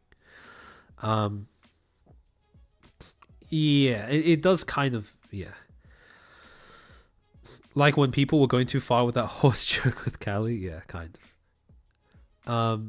Sicklings equals cautionary tale. Yeah, look, if you are going to make your persona about, if you're going to create a therapist persona and you are going to cultivate a, again, VTubers are very, pretty much almost always mentally ill, which also corresponds with audiences that are almost always mentally ill. And if you have that the collection of circumstances, you don't want to be in a situation where you don't end up setting boundaries with that audience. Because again, it's just not great. It's just not great. When I turn off the stream, I can't control anything you guys do. He did not exactly say that, but he certainly acted like that. I mean, again, like I said, right, it's not reasonable to hold a creator responsible for everything that their audience does. However, that being said, as a creator, it is definitely okay to criticize a creator for choosing not to have certain conversations with their audience, right? And again, it is okay to criticize that. It's okay to disagree, but it's also okay to criticize that, right?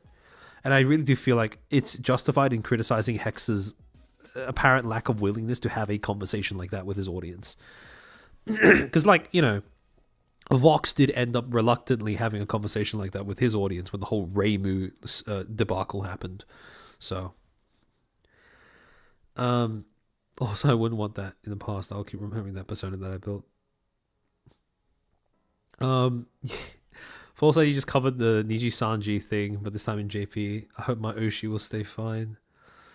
Yeah, I mean, I talked about this briefly at the beginning of stream, but Niji's not having a great time of it. People at least thought that the JP side was okay, right? Because most of the controversy has come from the EN side, but it really does look like there are some deeply entrenched problems in the JP side as well. Because again, like I said, if true that this is indeed a leak that did happen, whoever is screening the the people who get hired, they need some sort of repercussions. They have a lot to answer for. So yeah.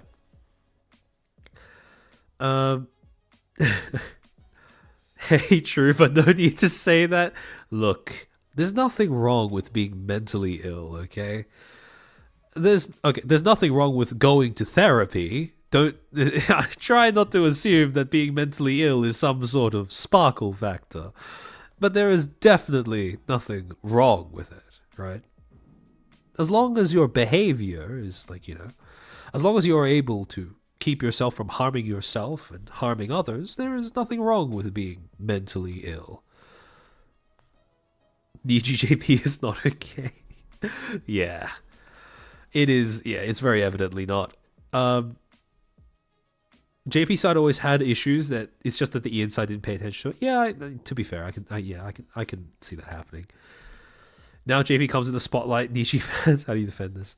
I never really understood why, why people would be so quick to defend corporations so blindly. Because, and this is partly to, this kind of links in with the whole, the difference, the difficulty in distinguishing between the inhuman persona and the human creator behind it, right? People seem to be, kind of bad at drawing lines between different parts of the same thing, where a lot of these diehard Niji Sanji fans will, not be able to make a distinction between the company that their favorite livers belong to and the livers themselves, which I do genuinely feel like is it's not great. I'd say that if you were to rank monkey behavior, at the bottom you have people who can't recognize that their reflection is a reflection, and then maybe 2-3 tiers above that, people who can't recognize that fictional characters aren't real people. And then maybe one above that, you have people who can't distinguish between the employees of a corporation and the corporation itself. People are more fans of the branding than the actual VTubers themselves. It's not a lot of them, but they're pretty loud. Yeah, I understand. I can see that being the case. I think people defend corporations have said corporations are responsible for creating something about their identity that they enjoy. Yeah, actually, that makes sense. Although that is more the case of, it is kind of again, it's a meme, but this is genuinely a case of go out, touch grass, create an identity. This is something I didn't really say, right? But ideally, your sense of self should not be tied entirely to something online or something commercial. Because that's simply like, that's just not how identity works. There are so many things that you could use to like shape your sense of self around. I don't understand why you would opt for like a corporation or like, I don't know, a gaming console. But yeah. I've seen people say that about HoloLive, how they don't watch the people who left it. I mean, yeah, I kind of agree, but the thing is, right, there isn't HoloLive because okay, very different company culture, I would assume, very different ways of terminating their talents, very different ways of graduating their talents.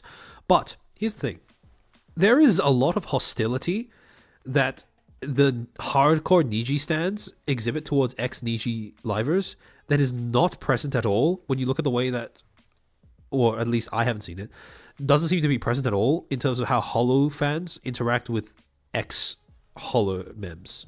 So that is like a pretty big, I think that's a pretty big distinction. So while I do see people saying that, I don't think it's a connection that really holds water. Overthinking K-pop, I'm allergic to grass. Same. I'm sorry for your loss though. Separate your IRL to your online persona. Yep. Always have some sort of distinction there, because the internet is not a place where it's not a great place for being a human being. It'll make you feel like garbage. But yeah, Mika Neko is an exception, Evo V1, because I don't think people dislike her because of the fact that she used to be in Hollow. I think people dislike her because she's turning herself into a lol cow. So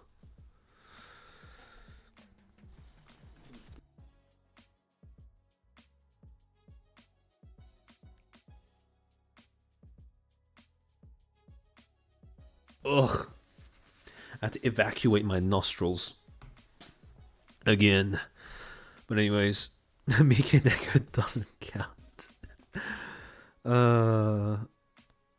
People were pretty openly supporting K-Son. Yeah, exactly. I don't think it's like, again, it's the way that people leave doesn't seem to be an issue. It's more what they do afterwards that tends to determine, like in the case of Hollow at least, that determines how the existing, the remaining fan base tends to perceive them. Mika Neko is truly the Menhera final boss, in my opinion. So anyone heard of Hitomi Chris? I've heard that name, but I'm not familiar with who that is. Demon guy got you again. Just a sad Korean ghost. Can Mika Neko be fixed?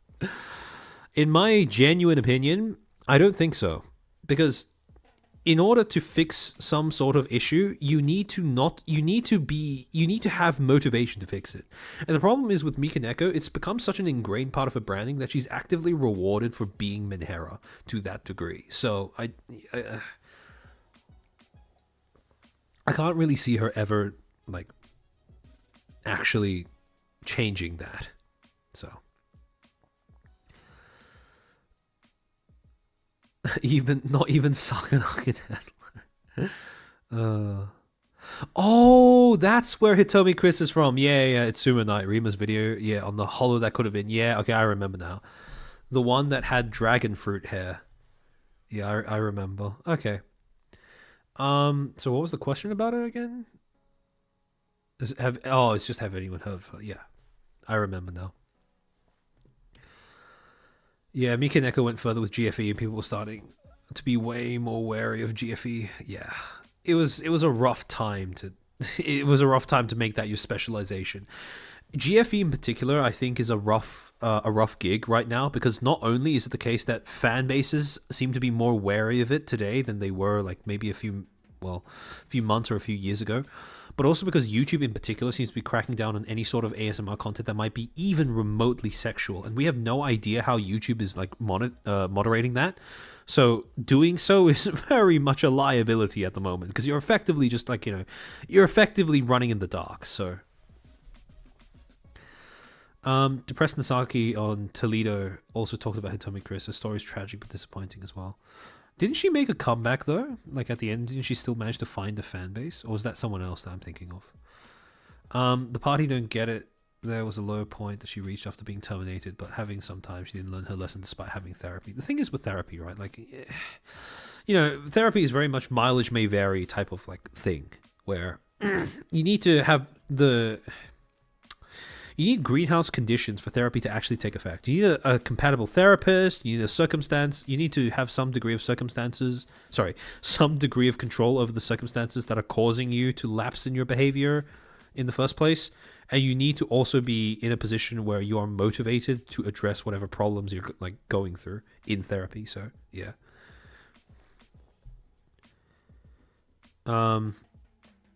Shoujo has therapy as a benefit, but Nazuna didn't seem to want it. Yeah.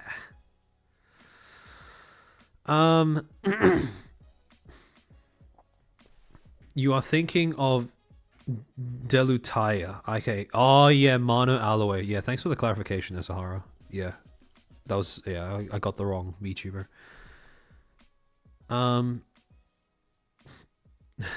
I miss parody GFE memes. Boyfriend tries to make breakfast and burns the house. Yeah. The first BFE thing I ever listened to was the parody one of like boyfriend proposes to you and like crashes the car or something along those lines. But yeah, I always love those like clips because of how good the Foley art in that. Foley is in Foley, the art of making convincing sound effects. The only other one, actually, the second one I ever listened to was Jelly's. Jelly's GF gives you an improvised explosive device GFE, which is pretty funny. But yeah, if you haven't listened to that or seen that, I would definitely advocate for going to her channel and just giving it a watch. When is the Chairman parody stream? I'll need to come up with probably like a chill stream in another month. I have the one for this month already booked. I need to lock in I have two booked in for this month, because there's one where I may or may not have another creator who's willing to collab with me on one of them. But yeah, I have the other one locked in, which is in 2 weeks from now if I have this correct. But yeah, Jellies was so good. Yeah, agreed. Chairman lectures you on media ASMR. I mean, since a lot of people have like told me that they don't watch my streams as much as they listen to them, that's pretty much like what I'm doing already. So, mine was boyfriend summons Maharaga to put you to sleep. That sounds good. I'll look that one up after this. Unfortunately, I have my fair share of very embarrassing erotic ASMR. I was very hormonal back then. When you say you have your fair share of that kyotsuyoi, do you mean you made it, or do you mean you like compiled it? Podcast share? I mean, that's basically what I'm doing, except there's like visual stimuli for people who want to see it. Academia reading ASMR, I would not do that to you guys. That, unfortunately, with academia, because of the fact that so often you get the problem of academics writing for other academics, a lot of the papers are like giga dry to read, even if even if the content that is covered is really interesting. It's an active slog to get through. So, unless I'm interested in making in making narcotic ASMR, I don't think I will be doing that. You stop building your digital footprint. Oh, just consumed it. Ah, okay. For a second, I got excited. I thought you might have made ASMR content. I am quite curious. I know, Alan. You've been very generous in like clipping my streams, but I'm interested to know if any of you guys have any other sort of like content creation, like side hustles, hobbies, etc.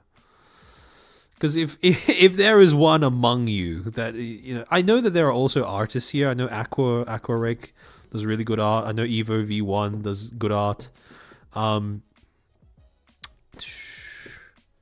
know Noxin does good art, but like I'm curious to see if any of you guys do like ASMR content or anything like that. That would be quite funny. Armchair embracing his Walter White arc. I feel like you could read a lot of things that we'd be chill to listen to. Oh, I really appreciate that. Thank you. That's very kind of you to say so. I want to choose something entertaining. Oh yeah, Azahara, I know. Yeah. I'm not an artist, I'm an autist. Mood based. You know, funny thing is I kind of miss when people would just like say autist, because autist is such a funny word. Also, for anyone who's like listening with bad intentions, I am officially diagnosed, so I have, it's my slur to say, but yeah, autist is such a funny word. I think it's such a shame that there are so many slurs that, like, you know, are forbidden but are genuinely like phonetically fun to say. Autist being one of them. There's just something about it that, you know, it doesn't roll off the tongue, but it sort of bounces off of it in a very like entertaining fashion. V1 watches I draw Rima sitting on an armchair wearing nothing but a bikini. I have seen like some people have sent me like semi-sussy artwork of my model, and it never ceases to amaze me how people find a way to somehow lewd a chair. It's just funny. But yeah, you know, like, you know, if you wish to have a challenge accepted moment, by all means, go for it. I'm curious to see what ends up resulting from it. I have the pass, yeah. I like the F1, but that one gets you banned. Yeah. You know, the thing is, right? Like, I don't know. It's one of those like language things, but one thing that you do tend to observe, and this is something that people have observed for years now, is that the best way to take all of the venom out of a slur or an insult is to just say it ad nauseum. Like, if you need any sort of reference for how that's the case, just look at, like, Nazi, look at bigot, look at, like, grifter, look at, like, well, to some extent, slut and whore have kind of lost their edge as people have started co-opting them to mean more positive things. There is, you know, Australian native slang that I can't say without getting the VOD instantly demonetized. But, like, you know, again, all of those words are, like, pretty much like harmless because of how much people have used them. So like, if you want a slur to lose its venom, it is quite literally in your best interests to destigmatize it. If you maintain the stigma, it will always retain its venom. So yeah, it's always like, you know, I find it interesting whenever people like gatekeep like slurs, essentially, because again, if you just make them a part of everyday lexicon, it kind of just like washes off the back, in my opinion. So yeah, I don't know about this one. I'm pretty sure I will be banned if I say the F slur. Oh no, like, again, don't say those words in public. You will, like, again, it would be pretty stupid to do that. I'm not saying that you should run around saying slurs, but I am making an observation that part of what gives slurs their power is apprehension around saying them, which is, again, I don't think that's very, like, I don't think that's very, you know, I don't think that should be very controversial to say. Australian is a very used slur. Armchair going bogan would be funny. I don't know. Again, I said this in my very first stream, but I have been told by people that I don't sound Australian enough. And like there's a degree of Aussie drawl that people expect from Australians that I don't quite have in my normal I don't really have when I'm speaking in like my quote unquote presenter voice. My accent tends to become a little stronger when I'm just talking to friends, like just on the phone or in real life or something. But when I'm just articulating stuff, I don't tend to, say it. I don't tend to sound Australian. Yeah, the side eyes. You're Australian, yeah. Oh yeah, I notice now, but you're Australian, yeah.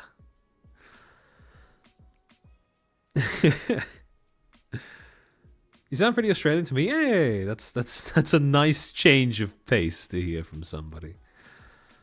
I think of you as the Asian TF2 sniper. Interesting. Okay. Heaven forbid an armchair stream where he just goes full bogan or cockney. I don't know. I have to actually like try to force it if I want to sound like, bogan, right? Like the whole like good eye might kind of thing. Like, everyone always defaults to the exact same phrases, like, good eye might, shrimp on the Barbie, all that kind of stuff. But yeah, I think I do have like, I have ABC accent, which is Australian born Chinese accent. Basically just when you develop a degree of English where everything you say sounds like ultra precise. But yeah. Asian TF2 sniper sounds cursed. There's that one comment in the Zion video that called you Kurt Scott. Yeah, I don't really see the similarity. I appreciate the comparison because Kurt Scott has, they've got a great presenter voice going. But personally, I don't really see the similarity beyond the fact that we just, we try our best to clearly articulate every word. But yeah. Jidon, my soul. Good lord, a bogan armchair, outback armchair would be wild. That would be funny. Haycos Bales is kind of... I mean, Bales has a pretty, like... How do I say this? She's got a pretty stereotypically, like, city ABC accent. Where, like, you can kind of tell that she grew up in, like, a... Well, not city, perhaps, but suburban little Americanism there slipped in. A little bit of a suburban drawl in the way that she says things. Like, I remember the first time I ever saw a Bales clip, I heard her voice and I instantly went, okay, that has to be an Asian from Australia. Like there is no other demographic that has that exact same combination of like drawled vowels and like consonants. Mercurius Olicus, thank you for the 2. Fair suck of the Sav, you sound Aussie enough. I appreciate that. Oh yeah, that reminds me, I need to go through missed super chats. Hold on, let me switch over to the abduction screen. There we go. She is Asian Aussie as well. Yeah, she is. I mean, like, if I could have anyone represent Asian Aussies, having a Hololive member is, well, pretty up there.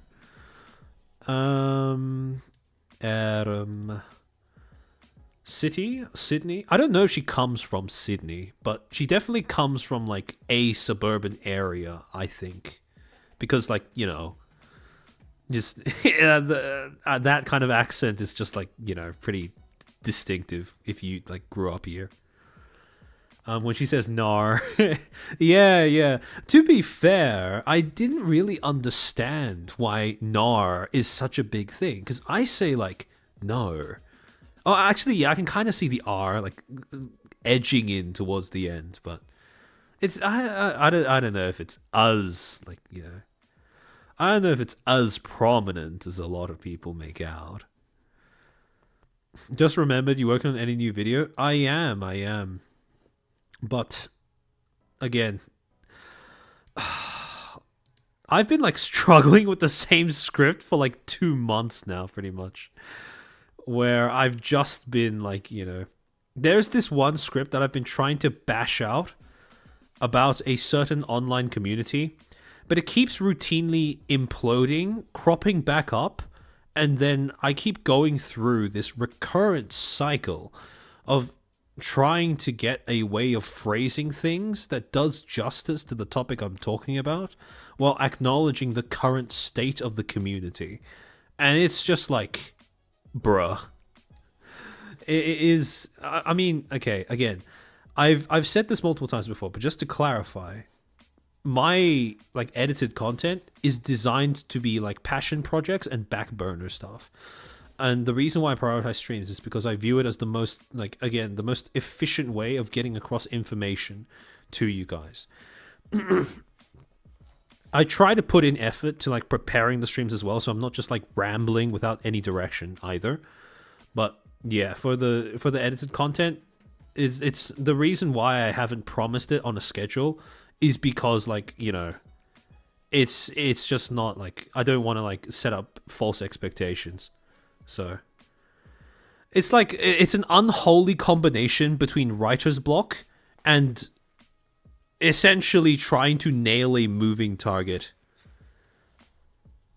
Bale speaks Cantonese. Yeah. That doesn't surprise me. Billy Aoki, is there going to be a pop quiz for this? I don't know. Maybe in the future. Maybe in the future we might do some sort of like some sort of media theory pop quiz, but not for now, perhaps. Makira's Olcus, thank you for the 2. Sensei, please look at me.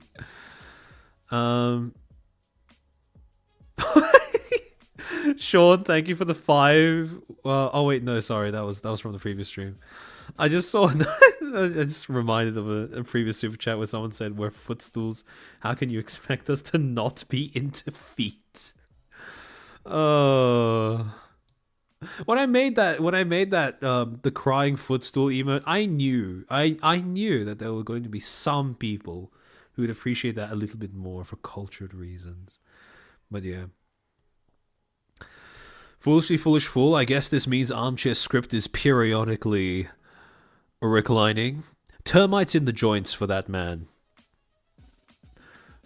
I thought she speaks Korean too. I'm pretty sure Bae is like tri or quadlingual. No, yeah, at the very least trilingual. Quad or quinlingual. Definitely quad, because she speaks like, I'm pretty sure she speaks like Japanese as well, right?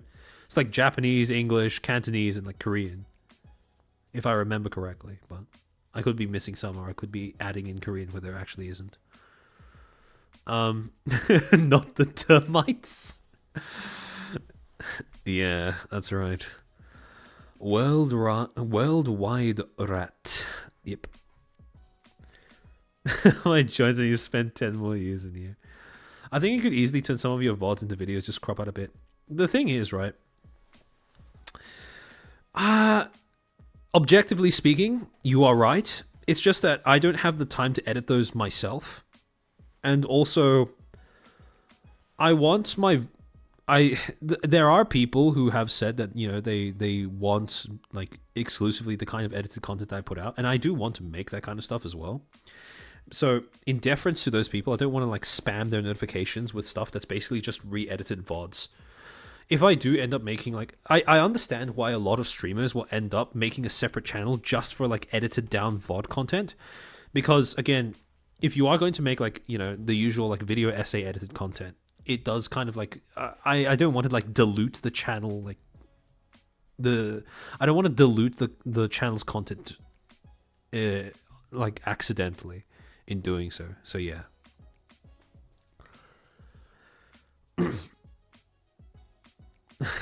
Just woke up, so gonna watch the stream from the start. Have a good one. Good luck, Allo 2020.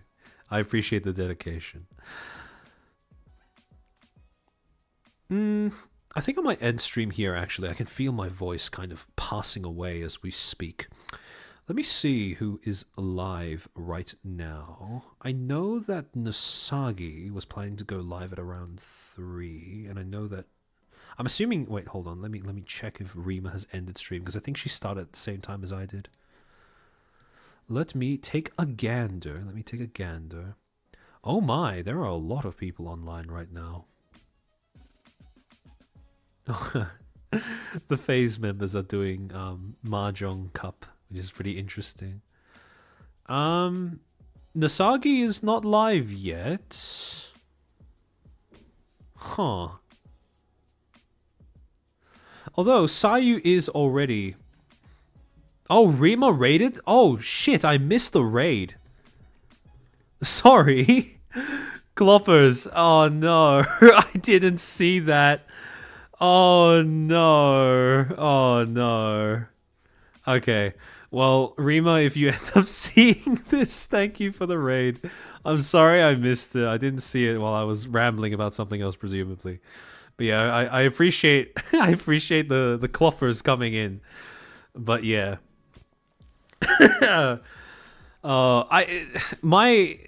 raiding history that I have with Rima is so cursed because I think twice now I've either raided into like a waiting room that is days ahead of time, or like a stream that she basically was in the middle of ending, and now I missed a raid from her. So yikes. But anyways, yeah, I really appreciate it. Holy crap, Armchair hates Rima. Yeah. New drama. We should start beefing like WWE wrestlers. But